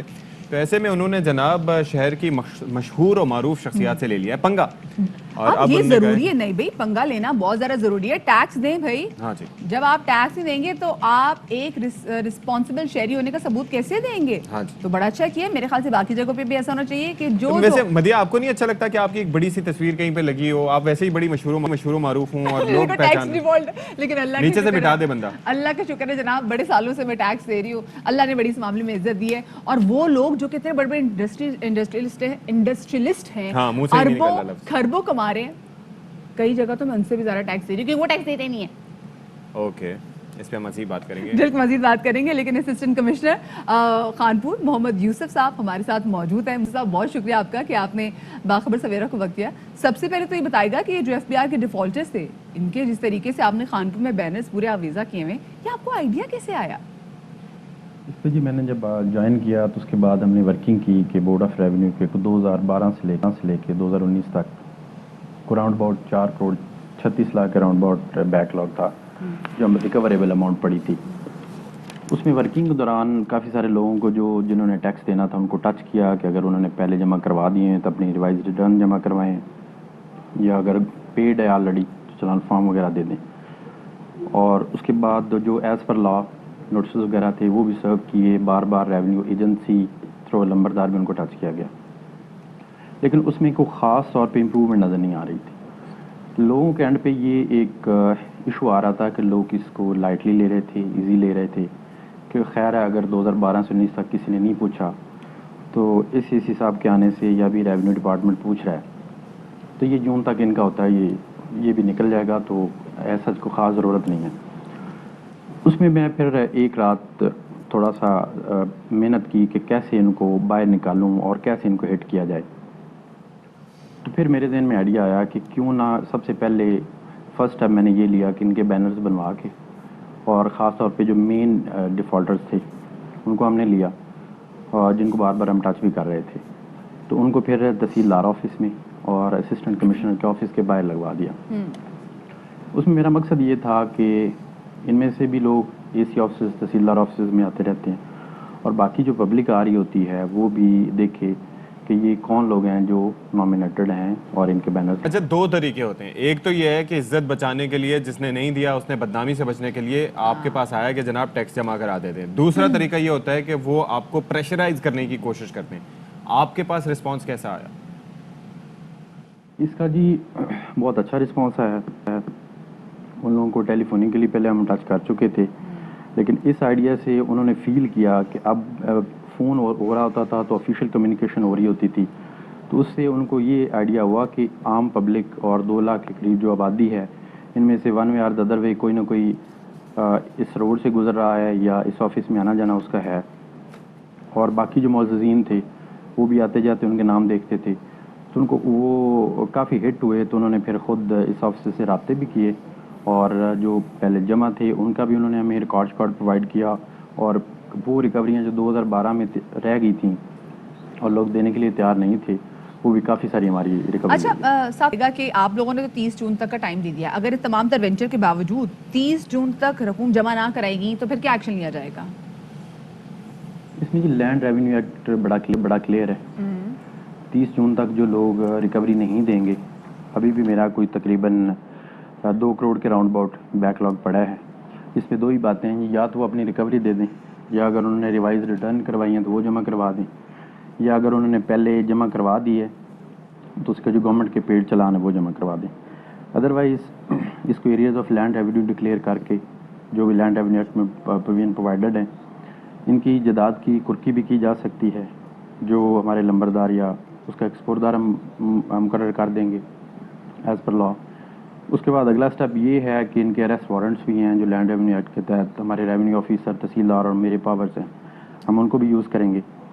और ये मैं बात क्लियर करना चाहता हूँ कि कोई छोटा या बड़ा जो भी टैक्स पेयर है, डिफ़ॉल्टर है, जिसने अभी तक नहीं दिया, और ये 2 करोड़ की मेरी रहती है, उनमें से हर एक बंदे तक इंशाल्लाह मैं जाऊँगा। चलिए जी, बहुत शुक्रिया। मोहम्मद यूसुफ, असिस्टेंट कमिश्नर खानपुर, हमारे साथ मौजूद है। एक अच्छा वेंचर था, और मेरे ख्याल से अशफाक, क्यों ना वाकई नेम एंड शेम किया जाए उन अफराद को जो कि टैक्स नहीं देते, एफबीआई के डिफॉल्टर्स हैं। जाहिर है कि आपको मुल्क की तामीर और तरक्की में अपना किरदार अदा करना है, और हुकूमत जिस तरह से हमने आपको बताया कि रेवेन्यू जमा करने का यही तरीका है कि बिलवास्ता और बिला वास्ता जनाब आपसे टैक्स वसूल किया जाए, और जब आप टैक्स देंगे तो फिर आपकी सड़कें भी बनेंगी, फिर आपके मोहल्ले में तरक्याती काम भी होंगे, और फिर आप हुकूमत से पूछ भी लेंगे। जो तरक्की याफ्ता ममालिक होते हैं, तनकीद करते हैं ना हुकूमत पे और हुकूमती नुमाइंदों पे, आप तब तक नहीं कर सकते जब तक आप टैक्स अदा नहीं करते, जब आप अपना किरदार अदा नहीं करते। यानी कि जब आपने टैक्स दे दिया, आपका एक एनटीएन बन गया, उसके बाद आप कह सकते हैं कि हाँ जी मेरे टैक्स के पैसों से ये हो रहा है और मैंने ये किया है और मेरी वजह से टैक्स ये दिया, हुआ। मेरे घर के बाहर की सड़क ठीक क्यों नहीं हो रही, मैंने टैक्स दिया, मेरे बच्चों को सही एजुकेशन की ऐसे कोई जराये के सामने नहीं आ रहे, तो आप फिर क्लेम भी कर सकते हैं। आपने टैक्स नहीं दिया, फिर आप कुछ नहीं कर सकते।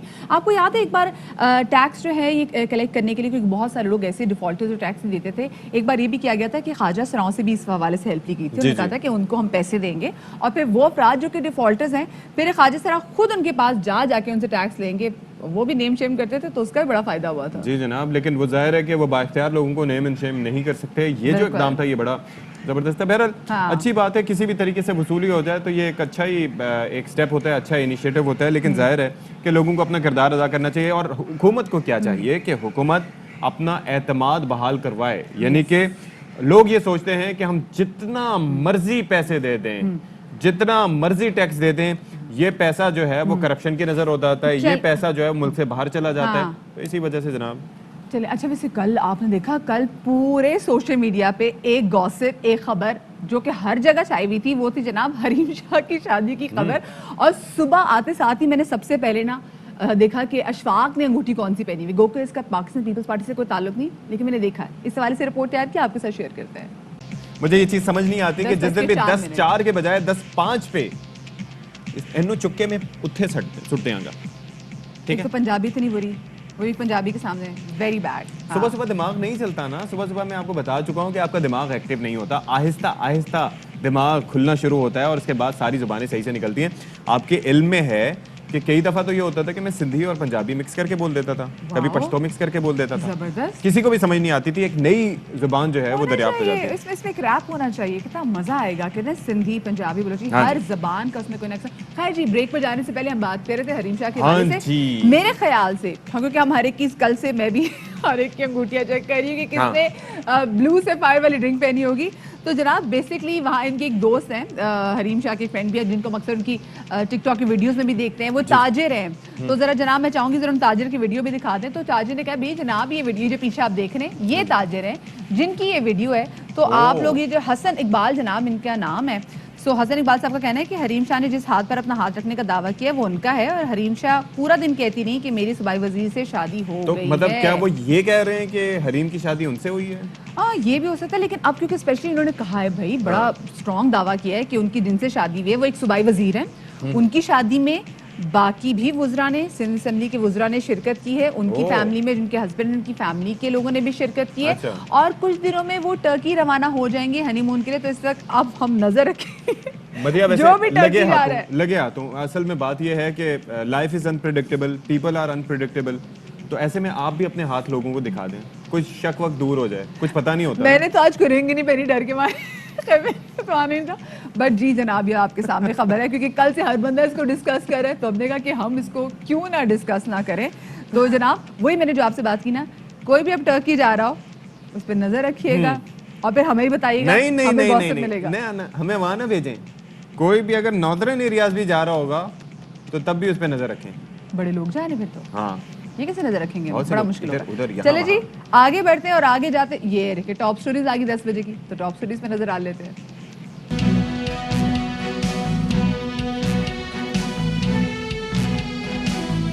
آزاد کشمیر انتخابات کا سیاسی ماحول گرم ہونے لگا. نون لیگ کے اہم رہنما پارٹی چھوڑنے لگے.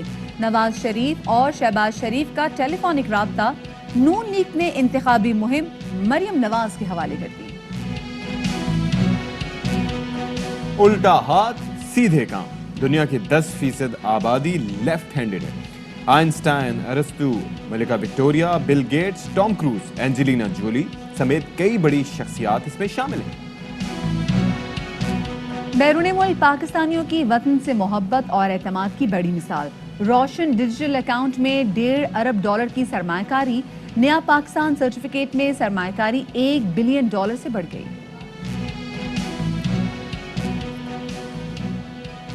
اور صبح صبح روایتی ناشتہ. چنیوٹ میں ہر موسم میں حلوہ پورے شہریوں کی پسند. گرما گرم خستہ کراری پوری، میٹھا حلوہ ناشتے میں شامل. پوری کھا کے مجھ سے، پوری کا سن کے مجھ سے رہا نہیں گیا. وہ تیل گلے میں نہ پھنس گیا ہو، ایسا بھی تو ہوتا ہے نا. ہاں جی، اکثر ہوتا ہے ایسا. اکثر ایسا ہوتا ہے. آپ کھاتے ہوئے سانس لینے نا وہ ایسے ایسے مقامات تک پہنچ جاتا ہے کہ وہاں تک آپ کی سوچ بھی نہیں جا سکتی. میری بھی سوچ نہیں جا رہی اس وقت. نتنوں سے لے کے ابھی جو ہم نے کھانے پینے کی ہاں جی، بات کی نا، بات کریں. تو دیکھیں اشفاق، آج کل آپ کو پتا ہے نا مرغی کا گوشت کافی زیادہ مہنگا ہو گیا ہے. اب پھر سستا ہو گیا، نیچے آ گیا. مٹن مہنگا ہے، بیف مہنگا ہے. تو ایسے حالات میں ہمیں اپنا سبزیوں پہ بھی توجہ دینی چاہیے. بڑے جب سبزی نہیں کھاتے تھے شوق سے، تو سوچے جو چھوٹے بچے ہیں گھر کے، ان کو سبزیاں کھلانا کتنا زیادہ امپورٹنٹ ہے. ان کو ہم راغب کیسے کریں گے سبزیوں کی نہیں، طرف؟ اگر گوشت کے ساتھ سبزیاں ملا کے کھا لی جائیں پھر بھی کھائی جاتی ہیں. ویسے اکیلے تو مجھ سے بھی نہیں سارا کھائی جاتی. بچپن ہم نے یہی کیا ہے، کیونکہ میں آپ عادت کھاتی ہیں سبزیاں؟ میں سبزیاں اگر اس کے اندر گوشت ڈلاؤں. دیکھا. لیکن اب مجھے سبزیوں کی قدر آئی ہے. میں ٹنڈے بڑے شوق سے کھاتی ہوں، میں بھنڈی بڑے شوق سے کھاتی ہوں، میں بینگن اب کھانے لگ گئی ہوں. کیونکہ مجھے اب پتہ چلا بھائی کہ یہ اگر میری زندگی میں نہ ہو تو میرا تو سسٹم ہی سارا اپ سائڈ ڈاؤن ہو جائے گا. جی مدھیا، ڈبل ہو جائیں گی اور ہر کوئی ڈبل ہو جائے گا. جو کوئی اپنا وزن کنٹرول رکھنا چاہتا ہے تو اس کو چاہیے کہ پورشن جو ہے، ہاں بالکل، سبزیاں جو ہیں وہ لازمی ہونی چاہیے. سلاد آپ یوز کر سکتے ہیں، اور بچے تو سلاد کو بھی دور سے ہی دیکھ کے بھاگ جاتے ہیں. تو بڑے مسائل ہیں. یہی اب ہمیں کام یہاں پر کرنا ہے. ہمارے بچے آج کل کی جو نارمل گھر کی روٹی بھی نہیں کھاتے، کیونکہ بچوں کی کوشش ہوتی ہے کہ جنک بچوں کو جنک فوڈ، وہ جنک فوڈ ہی کھاتے ہیں. ماں باپ بھی چھوٹی چھوٹی بات پہ کہ جی یہ کام اچھا کر دو تو ان کو برائب کرتے کہ تمہیں میں فلانا برگر کھلاؤں گا، فلانا پیزا نہیں. اور کھلاؤں گا، جو بچوں اب کی تو صحت کے لیے باہر بھی اچھا جانا نہیں پڑتا نا. یہ دیکھیں کووڈ-19 کے بعد، اس سے پہلے بھی یہ چل رہا تھا کہ کوئی بھی اپلیکیشن آپ نے ڈاؤن لوڈ کی، اس کے بعد آرڈر کیا اور ٹھک کر کے وہ گھر پہ پہنچ جاتا ہے 30 منٹ میں. تو اس وجہ سے بھی سبزیوں سے دوری ہو رہی ہے. تو اس کا کیا تدارک ہے؟ بالکل کیا جی، کیا جائے؟ بالکل جی. اور بچوں کو کیسے ہم نے سبزیاں کھلانی ہے، اور سبزیوں کو کیسے فینسی بنائیں کہ بچے سے رغبت سے کھائیں. صبح اسکول اپنے لنچ باکسز میں بھی لے کے جائیں. ڈاکٹر عائشہ عباس ہمارے ساتھ، معروف نیوٹریشنسٹ موجود ہے. السلام علیکم ڈاکٹر صاحبہ، ویلکم ٹو باخبر سویرا. ابھی آپ نے ہماری گفتگو بھی سنی. کیا کریں کہ جو ہمارے بچے ہیں یہ سبزیاں کھانا شروع کریں اور جنک فوڈ کو سائڈ پہ کرتے ہیں؟ ان کے ساتھ وہی ٹرک کریں جو میں اپنے بچوں کے ساتھ بہت زمانے سے کر رہی ہوں. اور بچوں کی پسندیدہ جو ایک سیکنڈ، ہم ذرا آپ کے مائک کے حوالے سے تھوڑا سا اپنے خدشات دور کر لیں، پھر اس کے بعد مزید بات کریں گے. لیکن بچوں کا معاملہ تو ہے، بڑے کیا کریں؟ مطلب میں سمجھ نہیں پاتا کہ آخر جناب یہ آخر ایشوز کیا ہیں، کیوں نہیں کھا پاتے سبزیاں؟ لائک آپ دیکھیں دے آر کلرفل. ایک سبزی کھاتے ہیں دیٹ از آلو، وہ بھی فرائیڈ فارم میں. کیا چھوٹے کیا بڑے، سب بچے فرینچ فرائز جرمن، ہم جرمن بن جائیں گے کچھ عرصے بعد. سب سے زیادہ آلوؤں کی کنزمپشن ہوتی ہے جرمنی میں. اچھا، ہاں جی. اوکے چلے جی. یہ ذرا ہم بچوں کے ہم نے فوڈ کے حوالے سے تو بات کریں، اور ہمیں بھی ڈاکٹر عائشہ عباس پہ ہم واپس بھی آئیں گے.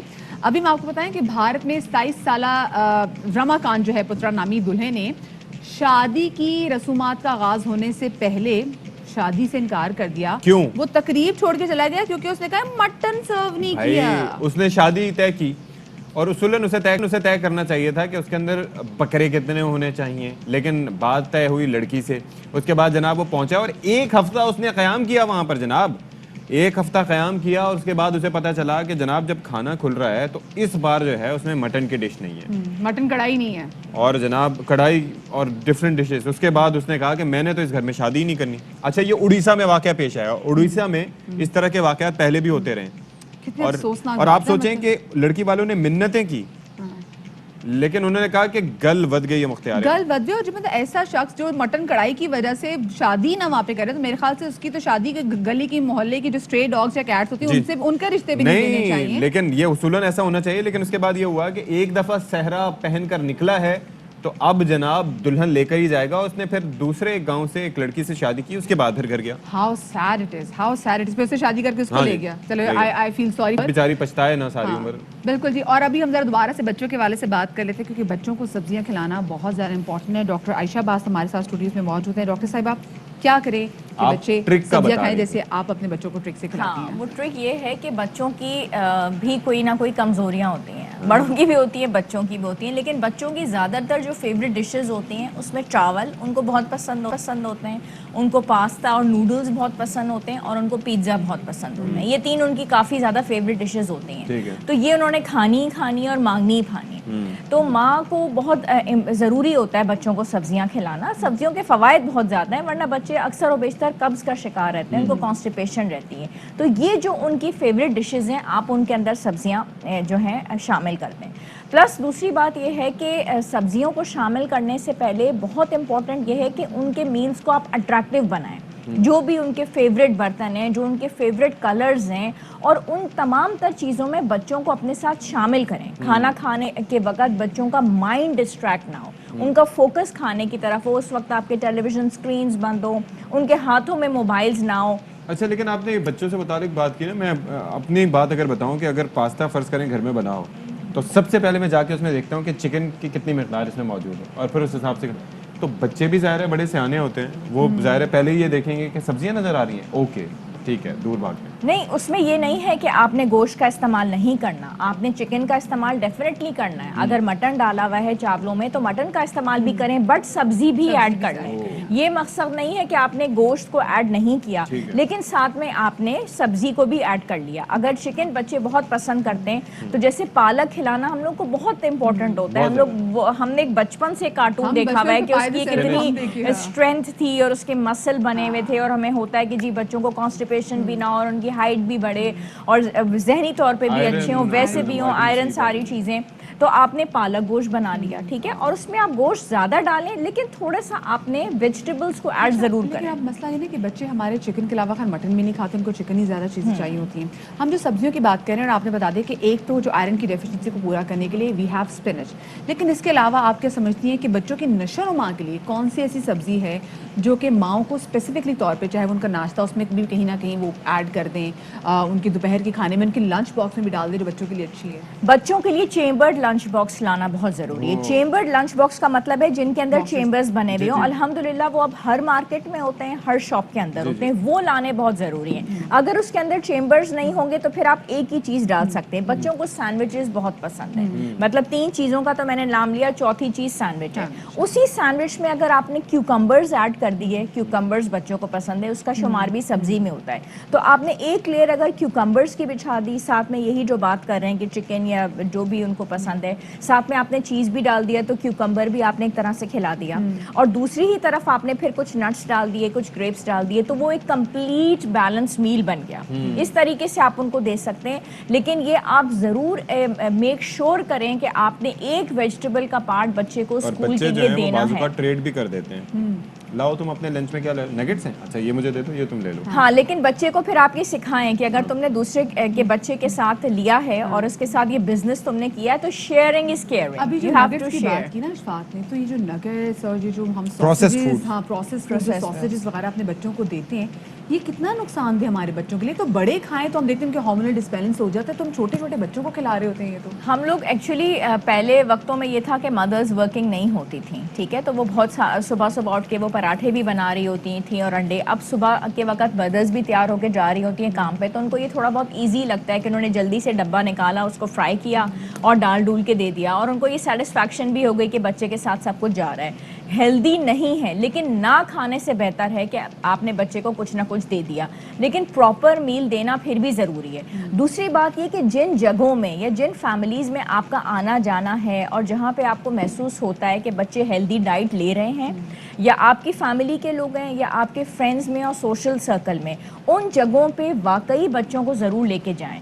بچے دوسروں کو بہت کاپی کرتے ہیں, بڑے بھی کرتے ہیں, ہم بھی دیکھ رہے ہوتے ہیں, لیکن بچے ضرور کرتے ہیں. بچوں کی آبزرویشن بہت زیادہ ہوتی ہے, تو جب ایک پراپر میل لگ رہا ہوتا ہے اور سامنے والوں کے بچے دال, سبزی, روٹی اور یہ چیزیں کھا رہے ہوتے ہیں, تو وہ بچے, آپ نے بھی جب ان کے بچوں کو دیکھ رہے ہوتے ہیں تو بچے ضرور. اچھا, ایک چیز یہ ذرا بتائیے گا اور سمجھائیے گا کہ ہمارے یہ انسانوں میں آخر یہ چیز کیوں ہے کہ ہم لوگ سبزیوں سے زیادہ گوشت سے اٹریکٹ ہوتے ہیں. مطلب ہماری پریفرنس آٹومیٹکلی یہ ہوتی ہے کہ گوشت ہونا چاہیے. کئی لوگ ویگن ہوتے ہیں, وہ تو ایک الگ ہی معاملہ ہے, لیکن یہ کیوں ہوتا ہے سر؟ یہ ہوتا اس لیے ہے کہ ہمارا ٹرینڈ اس طرح سے, انسان ذرا گوشت خور ہے, پسند ہے, اس کا فلیور بھی اچھا ہوتا ہے, کھانے میں بھی اچھا لگتا ہے اور اچھا محسوس ہوتا ہے کھانے کے لیے. سبزی کو ہم بعد میں لیتے ہیں. اگر ہم ویجیٹیبلس کا استعمال پہلے شروع کر دیں کھانا تو ہمیں ڈیفینیٹلی اس کی عادت پڑ جائے گی. دوسری بات سب سے امپورٹنٹ یہ کہ جیسے کہتے ہیں نا کہ اسلام کو پھیلانے کے لیے قبول کرنا پڑتا ہے, ہمیں بچے کو سبزی اور پھل کھلانا ہے, لیکن ماں باپ خود نہیں کھا رہے. آپ یہ ایکسپیکٹ نہیں کر سکتے آپ کا بچہ کھائے گا. آپ نے بچے کو نماز چاہتے ہیں آپ کا بچہ پڑھے, آپ خود نہیں پڑھ رہے تو وہ کیسے؟ اچھا ڈاکٹر صاحب مجھے یہ بتائیں, ہم بچوں کی ایٹنگ ہیبٹ سے کیسے یہ دیکھ سکتے ہیں کہ ہمارے بچے کے اندر کوئی نہ کوئی ڈیفیشنسی ہے جس سے وہ بیچارہ ڈیل کر رہا ہے؟ جیسے ہم بہت سارے بچوں کو دیکھتے ہیں مٹی کھاتے ہیں, بچوں کو دیکھتے ہیں سیمنٹ کھاتے ہیں, بچے یہ بھی دیکھتے ہیں بچے مطلب دوپٹے کھا رہے ہیں اور لیدر کھا رہے ہوتے ہیں. سو کیا اندر کی کوئی ایسی ڈیفیشنسی ان کی ہوتی ہے جس کی وجہ سے بچوں کو یہ کریونگ ہو رہی ہوتی ہے, چاک کھا لیتے ہیں, پینسل کھا جاتے ہیں؟ Yes, this is called as pica. What you can see is your child will be under stressed. آپ کا بچہ اسٹریس میں ہوگا, ڈپریشن میں ہوگا, ایجیٹیشن, لڑا جھگڑا کرے گا. 1-2 سال کا بچہ جو مٹی کھا رہا ہوتا ہے اس میں کیا اسٹریس ہوگا؟ وہ اس طرح سے ہوگا کہ وہ بات بات پہ اریٹیٹ ہو رہا ہوگا. آپ کے گھر میں نا جھنجھلاہٹ اس کے اندر آپ کو نظر آئے گی. اچھا اس کو بھی آپ چھوڑیں, 1-2 سال کے بچے کے اندر قبض ہوگی, کانسٹیپیشن سے ماں کو فوراً پتہ چل جاتا ہے. ہمارے پاس بھی مدرز آ رہی ہوتی ہیں کہ doctor Ayesha I am giving everything to eat, لیکن پھر بھی قبض ہے. جب آپ اس کی ہسٹری ٹیکنگ لے رہے ہوتے ہیں تو اس میں انڈا ہوگا, اس میں دودھ ہوگا, اس میں گوشت ہوگا, اس میں دال بھی ہوگی, سبزی کا کوئی نام و نشان نہیں ہوگا. نہیں ڈاکٹر عائشہ میں اس کو سبزی دیتی ہوں, بالکل پسند نہیں کرتا, وامٹ کر دیتا ہے, تھوک دیتا ہے. دا ریزن از کہ آپ نے اس کو عادت ہی نہیں ڈالی. آپ اس کو پہلا فوڈ ویجیٹیبل دیں, آپ اس کو پہلا فوڈ ویجیٹیبل نہیں دیتی, باقی تمام تر چیزیں دے دیتی ہیں. اور کون سے ہمیں ویجیٹیبل بچوں کو دینے چاہیے؟ ویجیٹیبل جو ان کے ہاتھ میں کہیں اسٹرانگ نہ ہو. جو بیسٹ ایور فوڈ جو ہے وہ پالک ہے, جو بہت ہی غذائیت سے بھرپور اور نیوٹریشس ہے. بچے ہضم کر سکتے ہیں, چھوٹے کر بچے سکتے ہیں, لیکن سب سے اچھی چیز جو ہے بچوں کو پسند ہو اور ہضمے کے لیے بہت اچھی ہو وہ آلو ہے, پوٹیٹوز, اور وہ بچوں کو بہت پسند ہے. آپ اس کو بوائل کر کے, گلا کے, میش کر کے دیں تو یہ فرسٹ فوڈ ہے جو بچے کی بھرپور, جب ہم اس کی غذائیت کے لیے بھی دیں, اور جو فرسٹ فوڈ بچوں کو ہم سٹارٹنگ میں دے رہے ہوتے ہیں جب وہ بالکل ویننگ کی طرف ہم ان کو 6-7 مہینے میں, تو مائیں تبھی بھی ایشو کرتی ہیں کہ بوائل پوٹیٹو کے پنچ آف سالٹ اور بلیک پیپر ڈال کے دیتی ہیں, بالکل. اور فرینچ فرائز کہیں پہ بھی بچے جائیں آرڈر بھی کرتے ہیں, پسند بھی کرتے ہیں. تو اس سے بہترین, اور اس کے علاوہ سبزیاں بھی جو ہیں اوور کوکڈ نہیں ہونی چاہیے. اوور کوکڈ میرے خیال سے اب نا ذرا تھوڑا بہت ٹرینڈ چینج ہو گیا ہے. اب آپ کو اوکرا یعنی کہ بھنڈی بھی بچوں کو فرائی کر کے ضرور دینی چاہیے. ان کے لیے بھنڈی بچے بہت پسند کرتے ہیں, بھنڈی بچے بہت مطلب میرے بچپن میں پسند نہیں, مجھے اب محبت, کرتے ہیں. ہاں مجھے اب محبت ہوئی بھنڈی سے کہ بھنڈی کی فرائز بھی اچھے لگتے ہیں. بہت شکریہ جی. ڈاکٹر عائشہ عباس ہمارے ساتھ موجود تھے اور ہم بات کر رہے تھے کہ کس طریقے سے ہمیں اپنے بچوں کو تھوڑا سا فینسی کر کے نا ویجیٹیبلس کو بچوں کو کھلانا چاہیے تاکہ بچوں میں سبزیوں کی بھی عادت پڑے. بھائی جی بالکل عادت پڑنی چاہیے, اور اچھی بات ہے کہ سبزیاں کھائیں گے تو ظاہر ہے کہ اس سے آپ کو بہت سے وائٹامنز ملیں گے, اور گوشت کی وجہ سے جو بہت سی بیماریاں ہوتی ہیں اور ایک اوور ایٹنگ بھی آپ کر جاتے ہیں تو اس سے بھی آپ بچ سکیں گے. اشفاق آپ خود دیکھتے ہیں نا, پلانٹ بیسڈ جو ڈائٹ ہے اس سے اگر ہم کھائیں تو ہم خود کتنا لائٹ فیل کرتے ہیں. اگر ہم چھوٹے سے بچے کو چکن مٹن پتہ نہیں کیا کچھ کھلانا شروع کر دیں, اس کے ہاضمے کو اس کو کتنا ایشو ہوگا جب ہم ایشو جو ہے وہ فیس کرتے ہیں. چلیں جی اب حکومت کی اچیومنٹس کی بات کر لیتے ہیں. تو روشن ڈیجیٹل اکاؤنٹس کے مد میں حکومت کو ایک اور کامیابی ملی ہے. بالکل جی, نیا پاکستان سرٹیفکیٹ میں سرمایہ کاری $1 بلین سے تجاوز کر گئی ہے. اور ٹویٹر پر وزیر اعظم عمران خان نے بتایا ہے کہ روشن ڈیجیٹل اکاؤنٹ نے ایک اور سنگ میل قبول کر لیا ہے. جمعے تک اوورسیز پاکستانیوں نے $1.5 ارب کی سرمایہ کاری کی ہے. جی بالکل, اور یہ 2 ماہ قبل $1 ارب کے ریکارڈ کے بعد دوسرا بڑا ریکارڈ ہے, اور نیا پاکستان سرٹیفکیٹ میں سرمایہ کاری بھی $1 ارب سے تجاوز کر گئی ہے. وزیر اعظم نے 10 ستمبر 2020 کو روشن ڈیجیٹل اکاؤنٹس کا افتتاح کیا تھا. روشن ڈیجیٹل اکاؤنٹس اسکیم سمندر پار مقیم پاکستانیوں کے لیے ہے. بالکل جی, اس حوالے سے مزید بات کرنے کے لیے ہمارے ساتھ ہے ماہر معاشیات خرم شہزاد, ان کو شامل گفتگو کریں گے. بہت شکریہ خرم آپ کے وقت کا. خرم, سب سے پہلے تو یہ بتائیے گا کہ روشن ڈیجیٹل اکاؤنٹ میں اوورسیز پاکستانیوں جیسے مسلسل ہم دیکھ رہے ہیں کہ وہ اپنی رقوم جمع کرا رہے ہیں, اور اب تک جو یہ اماؤنٹ ہے وہ تو $1.5 ارب سے بھی تجاوز کر گئی ہے. معاشی طور پہ کتنا فائدہ دیکھ رہے ہیں آپ؟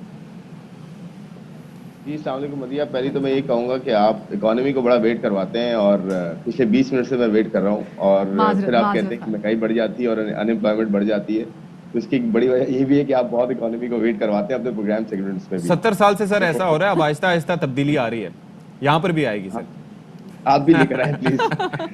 جہاں تک دیکھیں فلوز کا تعلق ہے, فلوز بہتر ہوئے ہیں نیچرلی, لیکن ہمیں ایک چیز دیکھنے کی یہ ہے کہ 1.5 بلین ڈالرز ہو, یہ ہم لاسٹ کچھ مہینوں سے بات کرتے آئے ہیں اور ہم نے یہ ہم بات کر رہے تھے, ایکسپیکٹ کر رہے تھے کہ تقریباً 2 بلین ڈالرز پلس جو ہے یہ فلو آ سکتا ہے. اور مدیہ کو اندازہ ہوگا یہ کہ ہم نے کافی اس چیز پہ بات بھی کرتے آئے آپ کی پروگرام میں کہ اس میں نا ایک کمپوننٹ جو ہے وہ قرضے کا بھی ہے, وہ کوئی دیکھ نہیں رہا ہے. تقریباً $1 بلین پلس کا قرضہ ہے اس میں. اس قرضے کی وجہ یہ ہے کہ ایک تو ریٹس ہم نے آف کورس کافی اٹریکٹیو جو ہے آفر کیے ہیں ایکسپیرٹس پاکستانیز کو, اور اس میں یہ کہا جا رہا ہے کہ صرف ایکسپیرٹس پاکستانی فائدہ نہیں اٹھا رہے, اس میں شاید فائنینشیل انسٹیٹیوشنز یا جو مڈل مین ہے یا جو بینکس ہیں وہ بھی ساتھ میں انویسٹ کر رہے ہیں. یہ دیکھیں یہ بڑی امپورٹنٹ چیز ہے کہ یہ صرف انڈیویجولس کے لیے ہے, صرف ایکسپرٹس انڈیویجولس کے لیے ہے. تو اس میں بینکس یہ کہا جا رہا ہے کہ شاید اپنے انویسٹمنٹ ساتھ وہ لے کے چل رہے ہیں. مثال کے طور پہ یہ کہا جا رہا ہے کہ اگر آپ کو $10,000 ہیں آپ کے پاس اور آپ انویسٹ کرنا چاہتے ہیں روشن ڈیجیٹل اکاؤنٹ کے تھرو نیا پاکستان سرٹیفکیٹ میں, تو یہ کہا جا رہا ہے کہ اس کے اندر شاید بینکس اس طرح بھی آفر کر رہے ہیں کہ آپ کے پاس $10,000 ہے, $90,000 بینک ڈالتا ہے ساتھ میں اور $1 لاکھ جو ہے وہ انویسٹ کیا جاتا ہے. تو یہ جو پورشن ہے یہ دیکھنا جی. اچھا جی, خرم کو ہم کنیکٹ کرنے کی کوشش کر رہے ہیں. ظاہر ہے کہ اب کووڈ-19 کے بعد جو ڈیجیٹل ہے اور یہ اس طرح سے. اچھا خرم, اب ذرا یہ بتائیے گا کہ از اٹ کنسرننگ اور از اٹ اوکے کہ, یا پھر اس میں اگر ایسا ہے اور اگر فائنینشیل انسٹیٹیوشنز اگر اس میں انویسٹ کر رہے ہیں تو پھر تو اس کا مطلب ہے کہ $2 ارب سے بھی یہ جو فگر ہے یہ آگے بڑھ سکتا ہے.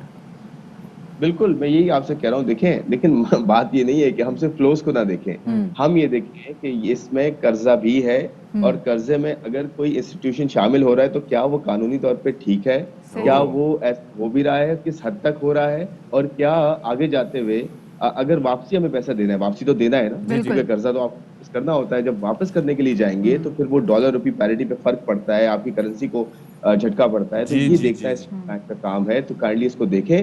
ادروائز دیکھیں فلوز اچھے آ رہے ہیں, ایکسپرٹس پاکستانیز کو فائدہ ہو رہا ہے, ہمارے پاس کرنسی آ رہی ہے. آپ نے کہا کہ انویسٹمنٹ ہو رہی ہے اور $10,000 کسی شہری کے پاس ہیں اور $90,000 وہ بینک ڈال رہا ہے, تو بینک اپنی شرائط کے مطابق تو نہیں آ سکتا. اس نے وہی نیا پاکستان سرٹیفکیٹ کی جو شرائط ہیں اسی کے تحت اس میں انویسٹ کرنا ہے اور اسی حساب سے پیسے واپس بھی لینے ہوں گے. نہیں دیکھیں یہ بڑا امپورٹنٹ کوشچن ہے. یہ شرائط کی بات نہیں ہو رہی کہ جی وہ شرائط وہ ہیں تو ہم کر سکتے ہیں. اصل میں دیکھیں ایک تو انسٹیٹیوشنز کو الاؤڈ نہیں ہے, یہ پلیز ذہن میں رکھیں. انسٹیٹیوشنز کو الاؤڈ نہیں ہے, انڈیویجولس کو الاؤڈ ہے. انڈیویجولس کو فائدہ اٹھا سکتے ہیں.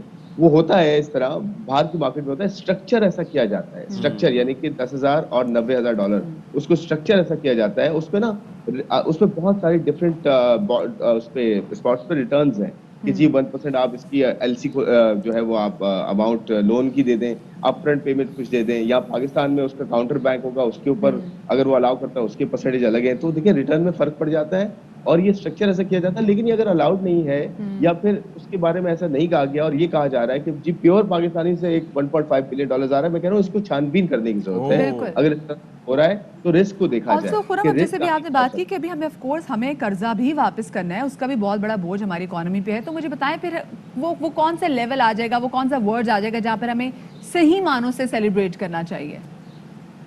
دیکھیں جب آپ کی ایکسپورٹ امپورٹ سے بڑھ جائیں گی نا, وہ صحیح معنوں سیلیبریشن ہوگی. یعنی کہ میں دنیا کو زیادہ پروڈکٹ پرووائڈ کرتا ہوں بنسبت اس کے کہ دنیا سے زیادہ پروڈکٹس اور سروسز لیتا ہوں. تو جہاں آپ کا ٹریڈ سرپلس ہوگا, کرنٹ اکاؤنٹ سرپلس نہیں جس کو ہم ابھی انجوائے کرتے آئے ہیں, اچھی بات ہے کرنٹ اکاؤنٹ سرپلس, لیکن ٹریڈ سرپلس یعنی کہ امپورٹ جیسے چائنا کا ہے, جیسے جرمنی کا ہے, جیسے جاپان, بہت سارے ملک ہے دنیا میں جن کے ڈیفیسٹس بھی رہے ہیں, وہ سرپلس میں بھی آئے ہیں. تو ٹریڈ سرپلس جو ہے نا وہ صحیح معنوں میں ہماری کامیابی. اب یہ بھی بتاتے جائیں کہ آپ کو جو ابھی کمنگ ویکس ہیں یا منتھس ہیں یا ایئرز ہیں اس میں لگ رہا ہے کہ ایسا ہو پائے گا؟ نہیں دیکھیں یہ اتنے آرام سے نہیں ہوتا ہے. اسٹرکچرل پرابلمس ہیں ہمارے یہاں, انرجی کا ایشو آج بھی ہے, ٹیکس کے ریفارمس کرنے ہیں, انرجی کے ریفارمس کرنے ہیں, فائنینشیل مینجمنٹ ہم نے بہت اسٹرانگ کرنی ہے, پولیٹیکل اسٹیبلٹی اور पॉलिसी कंसिस्टेंसी की जरूरत है, हमें इन्वेस्टमेंट जो है रेस करनी है, इन्वेस्टमेंट बहुत ज्यादा इस मुल्क में जो है रूम है इन्वेस्टमेंट का, लोकल इन्वेस्टमेंट का भी, फॉरेन इन्वेस्टमेंट का भी। वो जब इन्वेस्टमेंट होती है, कैपेसिटी बिल्ड होती है, आपको एक्स्ट्रा कैपेसिटी आती है, कंपेटिटिवनेस आती है, प्लस प्रोडक्टिव होते हैं आप, एक चीज से 2, 3, 4 चीजें बना सकते हैं, और उसमें आप R&D करते हैं, रिसर्च करते हैं, दुनिया के साथ कम्पीट करते हैं, फिर जाके दुनिया आपसे वो जो है वो खरीदती है चीजें आपकी कंपेटिटिव प्राइस पे, अच्छी क्वालिटी पे, फिर आपका ट्रेड, क्योंकि चाइना ने ओवर द पीरियड यही किया है ना, 30-35 साल से तो यही वो मैदान है जहाँ पे हमें काम करने की जरूरत है, हमें अपना जो एक्सीड करें वो ट्रेड का सरप्लस है, ताकि फिर हम सही मानों में जो है सेलिब्रेट कर सकें। बहुत शुक्रिया जी, आजाद हमारे साथ यहाँ पर मौजूद है। छोटी सी जल्दी से कोई ब्रेक ले रहे हैं, हमारे साथ रहिएगा।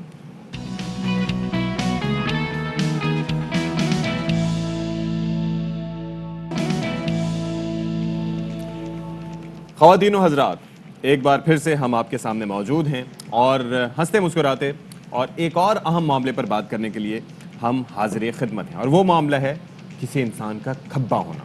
खब्बा होना, खब्बे होने का मतलब है लेफ्टी होना। उमूमी तौर पे आपने देखा कि हम हर काम जो है वो सीधे हाथ से कर रहे थे। बचपन में जब हमने पहली बार लिखना भी शुरू किया तो अम्मी सीधे हाथ से लिखो, खाना खाने लगे सीधे हाथ से खाना खाओ, हाथ आगे करके किसी से हाथ मिलाना है जी, सीधे हाथ से हाथ मिलाते भी पड़ी थी, एक हर दफा मैंने चीज। उल्टे हाथ से हाथ मिलाने की कोशिश मतलब लेकिन उल्टे हाथ के बारे में ना ऐसा किया जाता है कि उल्टे हाथ का काम जो है ना जो करते हैं या तो बड़े इंटेलिजेंट है। उल्टे हाथ की चपेट भी सुनी ना आपने, जी, वो कितनी बड़ी जबरदस्त होती है, जबरदस्त। मतलब मेरी अम्मी को ये लगता था कि उसमें एक कोई एडेड बेनिफिट होता है, कोई ताकत होती है कि उससे कुछ ज्यादा इम्पैक्ट पड़ेगा। पता है शफाक, आपने बात बिल्कुल सीखी। अच्छा, ये भी अम्मियों को तो ये लगता है, लेकिन बाकी दुनिया को भी लगता है कि जो लोग अपने लेफ्ट हैंड का इस्तेमाल करते हैं शायद उनका जो IQ लेवल है वो बाकी जो लोग हैं उनके मुकाबले में कहीं ज्यादा है। जैसे साइंसदान, हम आइंस्टाइन की बात करें, अरस्तू की बात करें, नील आर्मस्ट्रांग की बात करें, बरतानवी मलिका विक्टोरिया उनकी बात करें, नील आर्मस्ट्रांग ने पहले खब्बा हाथ आगे रखा था या टांग आगे रखी थी? नहीं, राइट, वैसे तो पाँव तो उनका राइट था। हाँ, लेकिन वो लिखते जनाब वो लेफ्ट हाथ से थे। माइक्रोसॉफ्ट, बिल गेट्स आप देख लें, बराक ओबामा देख लें, तो लोग कहते हैं कि भाई जब इतने बड़े बड़े सियासतदान, टॉम क्रूज, एंजेलिना जोली, क्या बात। हालांकि कभी किसी ने एंजेलिना जोली के खब्बे हाथ पे गौर नहीं किया होगा, हम आपको बता रहे हैं।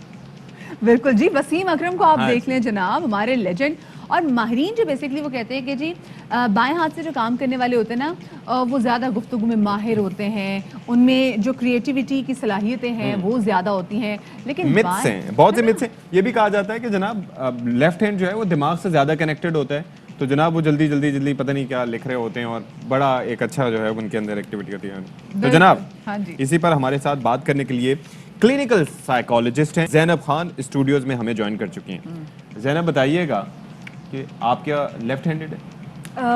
शुरू में मुझे लगता था कि मैं लेफ्ट हैंडेड हूँ, but now I am right handed predominantly. तो ये क्या मिथ है, ये क्या है ये लेफ्ट हैंडेड ज़्यादा इंटेलिजेंट होते हैं या राइट हैंडेड होते हैं, या ये क्या?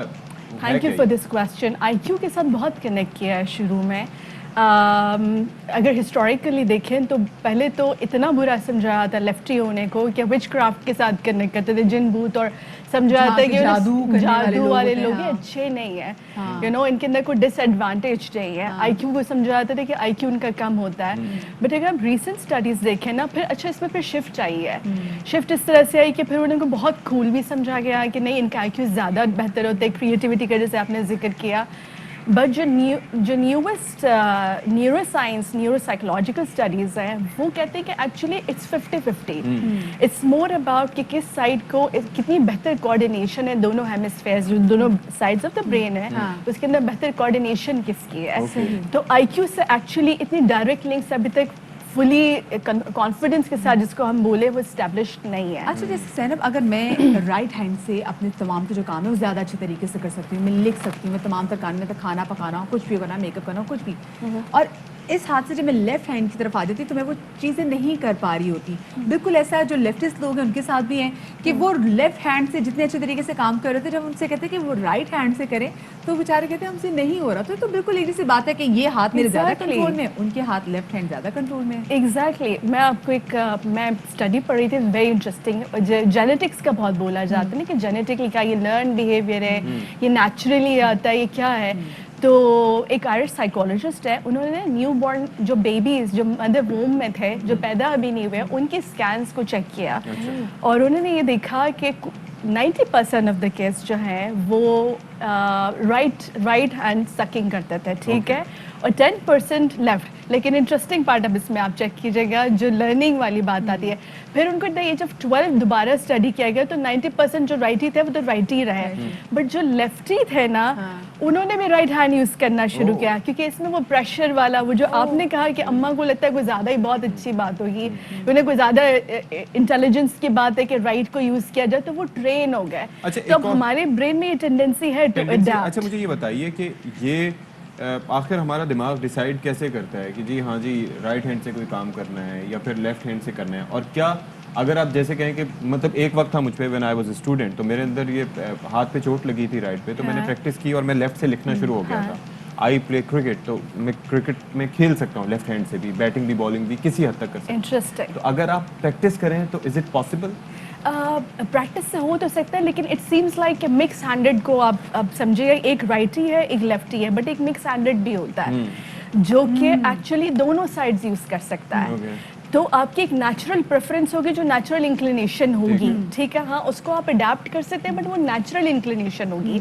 जैसे आपने कहा कि आप लेफ्ट से खेल सकते हैं, बट आप शायद राइट से ज़्यादा खेलते हो. सो इट सीम्स लाइक आपने ट्रेन तो कर दिया, लेकिन जैसे अगर मैं किसी एक बिल्कुल 100% प्योर राइट हैंडेड बनने की बात करें, उसे बहुत मुश्किल होगी लेफ्ट के लिए ट्रेन होने के लिए. ब्रेन लर्न तो कर लेगा, लेकिन उसकी नेचुरल इंक्लिनेशन उसी तरफ होगी. जो बंदा लेफ्ट हैंड का इस्तेमाल करता है उसको अगर हम राइट हैंड की तरफ लेके जाए, क्योंकि अभी भी बहुत सारे पेरेंट्स हैं वो बच्चों को बहुत प्रेशराइज करते हैं कि नहीं सीधे हाथ से लिखो, मतलब मारते भी हैं. तो ये कितना नुकसानदेह बच्चे के लिए? बच्चे के लिए तो काफी सारा very damaging. Thank you for this point, because मैं चाहती थी कि इस पर हम ज़रूर बात करें. हम स्पेशली जब जैसे टॉडलर्स होते हैं, 2 ईयर ओल्ड, जैसे वो नया नया सीखते हैं ना, हमारे यहाँ तो रूडनेस और कल्चर का भी बड़ा वो है, और थोड़ा हमारा दीन में भी है कि राइट हैंड से हर चीज़ करो, पहले सीधा हाथ मिलाओ, सीधे हाथ से खाओ. लेकिन उसके साथ हम ये भूल जाते हैं कि नेचुरल जो वायरिंग है उसके साथ आप ज़्यादा, मुझे नहीं लगता दीन आपको इतना स्ट्रांगली पुश करेगा. तो फिर जब हम बहुत ज़्यादा एक सुपरफिशियल लेवल पर चीज़ों को फॉलो करने की कोशिश करते तो उसमें ये चीज़ें ज़्यादा आती है.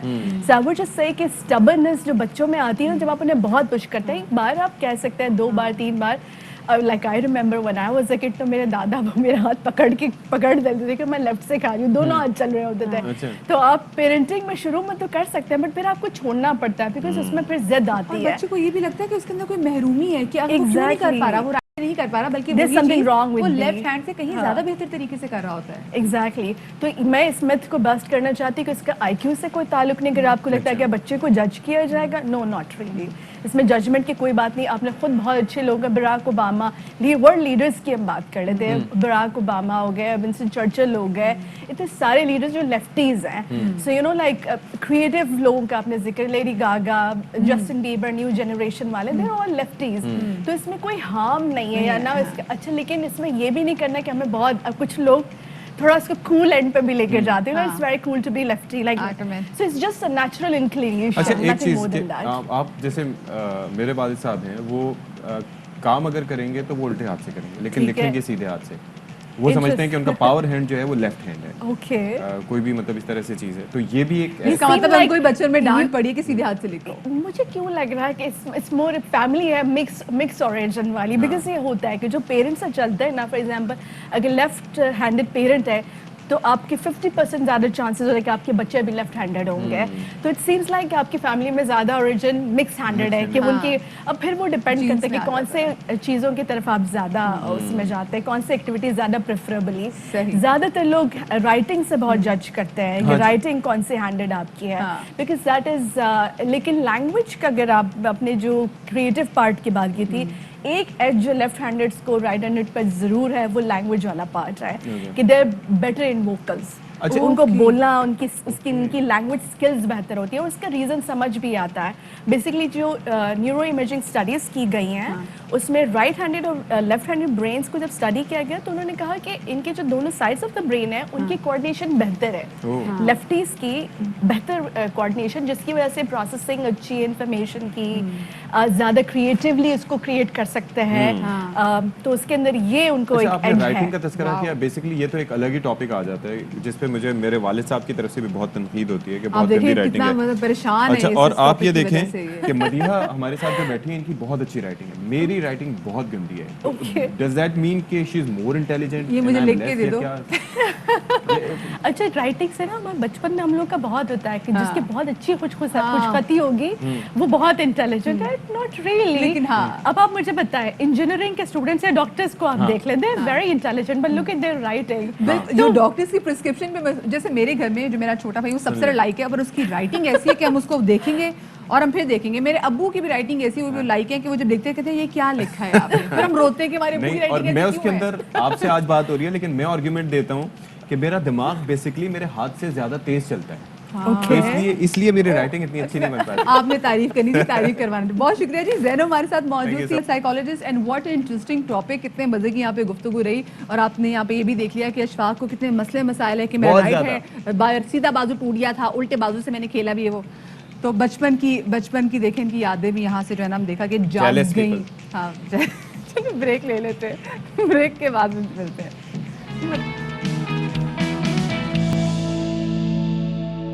Welcome back after the break. जनाब, कोरोना वैक्सीन के हवाले से एक बड़ी अच्छी खबर आपके लिए ये है कि अमेरिका ने पाकिस्तान को कोरोना वैक्सीन देने का ऐलान कर दिया और होगा ये कि मॉडर्ना की 25 लाख जो डोजेस हैं वो पाकिस्तान को दी जाएंगी। तो आई एम श्योर कि अब वैक्सीन की भी किल्लत का सामना नहीं होगा और लोग वैक्सीन भी और लगवाएंगे। बड़ी अच्छी बात है जनाब, फाइजर के बाद मॉडर्ना, फिर जॉनसन एंड जॉनसन, ये वो वैक्सीन है। जॉनसन एंड जॉनसन तो सिंगल डोज है, हाँ। लेकिन उसके अलावा फाइजर और मॉडर्ना ऐसी वैक्सीन हैं जो कि जिनकी एफिकेसी बड़ी अच्छी है, लोग बड़ा उन पर रिलाई करते हैं और पाकिस्तान में Recognize ऐसे भी किया लोग जा रहा है दुनिया भर मौजूद में। हैं जो कि मुंतजर हैं कि जनाब ये 2 वैक्सीन आएंगी तो ही हम वैक्सीन लगवाएंगे। क्योंकि हाँ मे भी शायद ट्रस्ट का भी है, दूसरा ये भी कि लोग जब बाहर ट्रैवल करना चाहते हैं तो ये उनके लिए बेस्ट ऑप्शन है। यही 4 जो है वैक्सीन के वाले से नाम लिया जाता है। अच्छा, हमने लाहौर में ना एक बड़े मर्जे का एक लोगों से बातचीत करने की कोशिश की। हमारे नुमाइंदे हसन हफीज़ गए, लोगों से पूछा कि भाई आप लोग ने क्या वैक्सीन लगवा ली है, और वैक्सीन नहीं लगवाई तो क्यों नहीं लगवाई। तो लोगों ने उनसे क्या गुफ्तगू की, आपको सुनवाते हैं। पंजाब भर की तरह लाहौर में भी वैक्सीन सेंटर्स में वैक्सीन लगाए जाने का सिलसिला जारी है और बहुत सारी आवाम वैक्सीन लगवा रही है, लेकिन एट द सेम टाइम बहुत सारी ऐसी भी आवाम है जो कि वैक्सीन नहीं लगवा रही है। आज हम लाहौर के मुख्तलिफ इलाकों में रोड साइड सर्वे करेंगे और लोगों से जानेंगे कि जिन लोगों ने वैक्सीन लगवाई है वो क्या व्यूज़ रखते हैं और जिन लोगों ने वैक्सीन अभी तक नहीं लगवाई तो वो क्या कहते हैं, उन्होंने क्यों नहीं लगवाई, और जो आइंदा अपनी पूरी ज़िंदगी ही वैक्सीन कुछ ऐसे लोग नहीं लगवाना चाहते हैं तो वो उनकी क्या लॉजिक है, उनके क्या ख्यालात हैं, आइए देखते हैं। वैक्सीन लगवा लिया आपने? नहीं नहीं भाई, मैं पागल हूँ वैक्सीन लगवाऊँ। क्यों, क्या हो गया वैक्सीन मेरा में? छोटा सा बेटा यार, मैंने मरना है। क्यों मरना, वैक्सीन लगा के मर रहे हैं? ओ भाई कन्फर्म है, 2 साल बाद डेड बॉडी फटे पे। आपने वैक्सीन लगवा ली है? नहीं, अभी तक नहीं लगवाई। क्यों नहीं लगवाई? मसरूफियत की वजह से टाइम नहीं मिला अभी तक। वैक्सीन लगवाई आपने? नहीं, क्यों नहीं लगवाई? बस नहीं लगवानी, वैसे ही नहीं लगवानी। और पहले जो लोग रो रहे हैं उनका क्या करें? कौन रो रहे हैं? जो हमारे दोस्तों ने लगवाई है। क्या हुआ उन्हें? तो वो कह रहे हैं कि 2 साल के बाद, कुछ लोग कहते हैं कि 2 साल के बाद बंदा मर जाता है। सिर्फ हम हॉस्पिटल की तरफ देखते हैं या न्यूज़ पे देखते हैं, तभी हमें पता चलता है कि कोई कोरोना वाली कोई बला है। वैसे तो पता ही नहीं है कोरोना है क्या बला। आपको ये अभी तक डाउट है कि कोरोना है ही नहीं? है ही नहीं। ये तीसरी वो कहते हैं लहर आ गई है। आपके खानदान में कोई कोरोना का मरीज नहीं? भी नहीं, पूरे खानदान में नहीं। सर लोग कहते हैं वैक्सीन नहीं लगवा रहे, आपने भी नहीं लगवाई, क्यों नहीं लगवाई? वो मुझे डर लगता है इंजेक्शन से। आप सिर्फ वैक्सीन इसलिए लगवा रही कि इंजेक्शन से डर लगे, और कोई वजह नहीं? नहीं, और वैसे भी वो कहते हैं ना 2 साल बाद मर जाना। 2 साल बाद मर जाएंगे?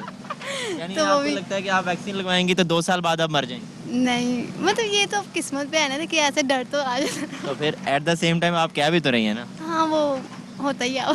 कि वैक्सीन लगवाई कि नहीं, ये बता दो।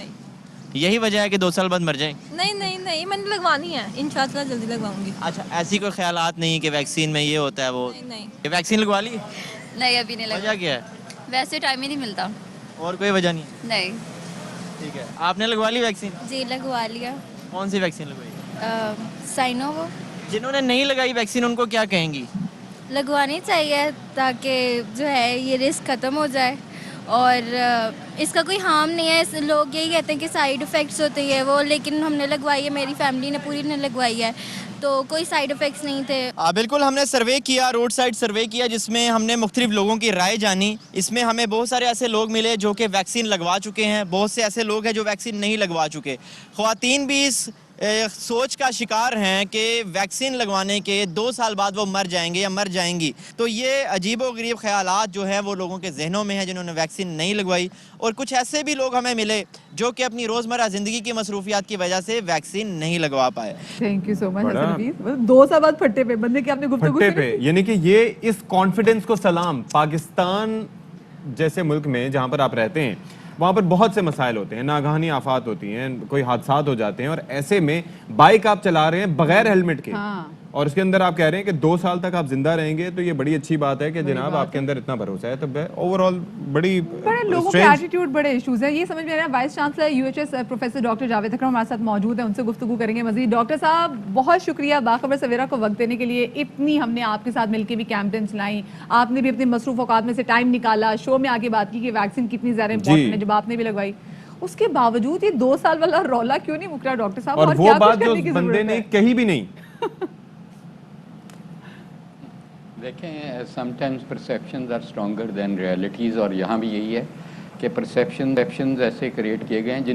جن صاحب کی فوٹو لگائی گئی اس خبر کے ساتھ اور وہ وائرل کی گئی، انفارچونیٹلی وہ اتنا پرسیپشن کریٹ ہو گیا کہ میرا خیال ہے انہوں نے بعد میں ڈسپیل کیا، لیکن کسی نے اس طرف بالکل توجہ نہیں دی. انہوں نے خود کہا، وہ نوبل laureate ہیں فرانس کے، اور انہوں نے خود کہا کہ یہ میری فوٹو اور میرا بیان نہیں ہے، فوٹو میری ہے. تو میں یہی کہوں گا کہ دیکھیں ہمیں انفارچونیٹ چیز ہے کہ اس میں کئی لوگ تو معصومیت میں کر دیتے ہیں کہ وہ ان کو نہیں پتہ کہ وہ کتنی جانیں اس مس پرسیپشن کی وجہ سے لے لیں گے. لیکن کچھ لوگ میرا خیال ہے بائی ڈیزائن کرتے ہیں، چاہے وہ ہمارے دشمن ممالک ہیں، چاہے ایجنسیز ہیں. ظاہر ہے سوشل میڈیا ایک ایسا ٹول ہے کہ جس کو مس یوز کرنا سب سے آسان ہے، جس کے لیے کوئی لائسنس نہیں آپ کو چاہیے اس کو مس یوز کرنے کے لیے. تو ڈاکٹر صاحب اس لیے یہ جب آپ کے دشمنوں کے جی میں یہ کہہ رہا تھا کہ اب آپ کو سمجھ آتا ہے کہ یہی وہ ایسپیکٹ ہے کہ جس کی وجہ سے کرونا وائرس سے نمٹنے میں تو مشکلات تھوڑی بہت آ رہی ہیں، لیکن ساتھ ہی ساتھ پولیو سے ہم آج تک چھٹکارا نہیں پا سکے اسی مائنڈ سیٹ کی وجہ سے. ایبسلیوٹلی. دوسرا یہ ہے کہ دیکھیں سب سے جو انفارچونیٹ چیز ہے کہ یہ تو چلیں لوگوں کی بات ہے، دشمنوں کی بات ہے، لیکن بہت سارے دیکھیں بہت کلیئر ہمیں ڈیوائڈ نظر آئی ہے، اور وہ بھی ہیومن لائف پہ بٹوین ایسٹ اینڈ ویسٹ. آپ کو پتہ ہے ایک چائنیز بہت بڑا پروڈیوسر ہے ویکسینز کا، اور ایک US، اور ان میں یہ جو جنگ ہے وہ انفارچونیٹلی نہ ختم ہونے والی ہے، چاہے وہ فائنینشیل وارفیئر ہے، چاہے وہ ویکسین وارفیئر ہے. اور اس کو ویکسین کو بھی بہت زیادہ کنٹروورشل بنانے کی وہ بھی وجہ ہے کہ دیکھیں وہ WHO نے جب کہ ایک ویکسین اپروو کر دی تو وہ انٹرنیشنلی اپرووڈ ہونی چاہیے فار ٹریولنگ. یہ نہیں ہونا چاہیے کہ صرف اس ملک کی ہوں گی یا اس ملک کی ہوں گی. دیکھیں Sinopharm, Sinovac, CanSino, یہ تینوں اپرووڈ ہیں بائی WHO. تو یہ WHO کی ہم ممبر اسٹیٹ ہیں، تو یہ ان کا کام ہے کہ ہمارے شہریوں کو تحفظ دے کہ جس نے جو بھی ویکسین لگوائی اور پورا کورس کر لیا ہے اس کو ٹریول پاسپورٹ ملنا چاہیے، اس کو ویکسین پاسپورٹ ملنا چاہیے. یہ نہیں پک اینڈ چوز نہیں ہونی چاہیے. ہمارا کوئی یہ کام نہیں ہے کہ ہم ایک ویکسین کو پرائورٹی دیں اور دوسری کو نہیں دیں، جبکہ کوئی ایسی اسٹڈی ابھی تک دنیا میں نہیں آئی کہ ایک ویکسین دوسری پہ افیکٹو زیادہ ہے. تمام ویکسینز افیکٹو ہیں، اور تمام ویکسینز ایک روبسٹ پروسیس کے ذریعے گزری ہیں، اور چائنیز ویکسین زیادہ لوگوں کو دنیا میں اس وقت تک لگ چکی ہیں دین امریکن ویکسینز. تو ہمیں اس کنٹروورسی میں بالکل نہیں پڑنا چاہیے. ہمیں اویلیبلٹی کی لوگوں کو یہ بھی کہہ کے تھک گئے کہ دیکھیں اگر اس میں ویکسین میں کچھ ایسا ہوتا تو آپ لوگ جو کہ ہمارے فرنٹ لائن جو ڈیفینس کی شیلڈ ہے وہ آپ لوگ ہیں، فرنٹ لائن ورکرز ہی آپ لوگ ہیں، سب سے پہلے تو ویکسین لگی آپ لوگوں کی. اگر اس میں ایسی کوئی چیز ہوتی تو ڈاکٹرز اپنے آپ کو ویکسین تھوڑی لگواتے. اب آپ کو کیا لگتا ہے، جیسے ہم نے سرکاری اداروں میں دیکھ لیا کہ اگر آپ نے ویکسین نہیں لگوائی جناب جولائی کی آپ کو تنخواہ نہیں ملے گی، تو پرائیویٹ اداروں کو بھی اپنی پالیسیز کیسے چینج کرنی چاہیے، کیونکہ بہت زیادہ ضروری ہے ویکسین لگوانا.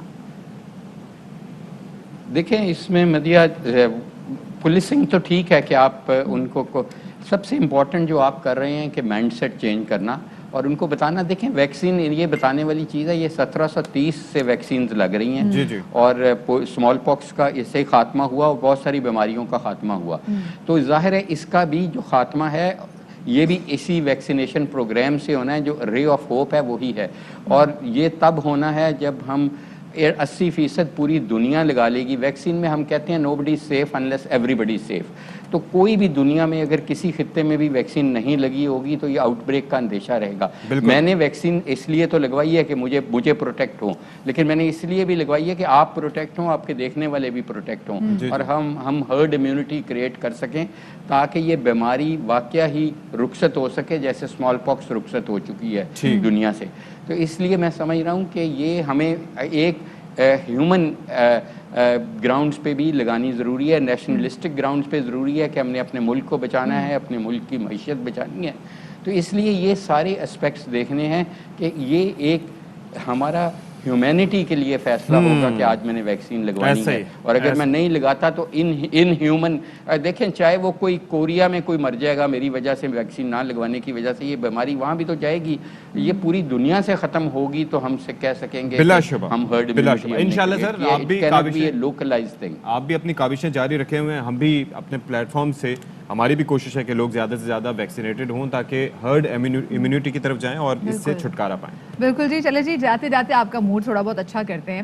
اور جناب چنیوٹ میں سردی ہو یا گرمی, ہر موسم میں ہم دیکھتے ہیں کہ وہاں کے جو شہری ہیں وہ حلوہ پوڑی کا ناشتہ کرنا بہت زیادہ پسند کرتے ہیں, اور اسپیشلی وہ پوڑی جو کہ دیسی گھی میں تلی کی ہو, گرما گرم خستہ پوری ہو اور اس کے ساتھ جناب حلوہ ہو اور پھر اچار ہو اور ٹھنڈی لسی ہو, لطف تو دوبالا ہو جاتا ہے. دیکھیں جی, اچھی حلوہ پوڑی بھی دکھا دی, ساتھ میں ڈاکٹر سے بھی گفتگو کرا دی کہ بھئی روز روز نہیں کھانا. ہاں, اور مجھے نہیں پتا تھا کہ وہ جو چھاننے والا چمچہ ہوتا ہے اس میں 20 سوراخ ہوتے ہیں. آپ کو نہیں پتا تھا؟ نہیں پتا تھا مجھے. چلیں جناب, اسی بات سے میں اتنے صدمے میں چلی گئی کہ میرا دل کر رہا ہے ماں باپ سے اجازت لے لیں. اپنا بہت سارا خیال رکھیے گا. شاد رہیے, آباد رہیے, اللہ حافظ. اللہ تو سب کو پتا ہوتا ہے. حلوہ پوری.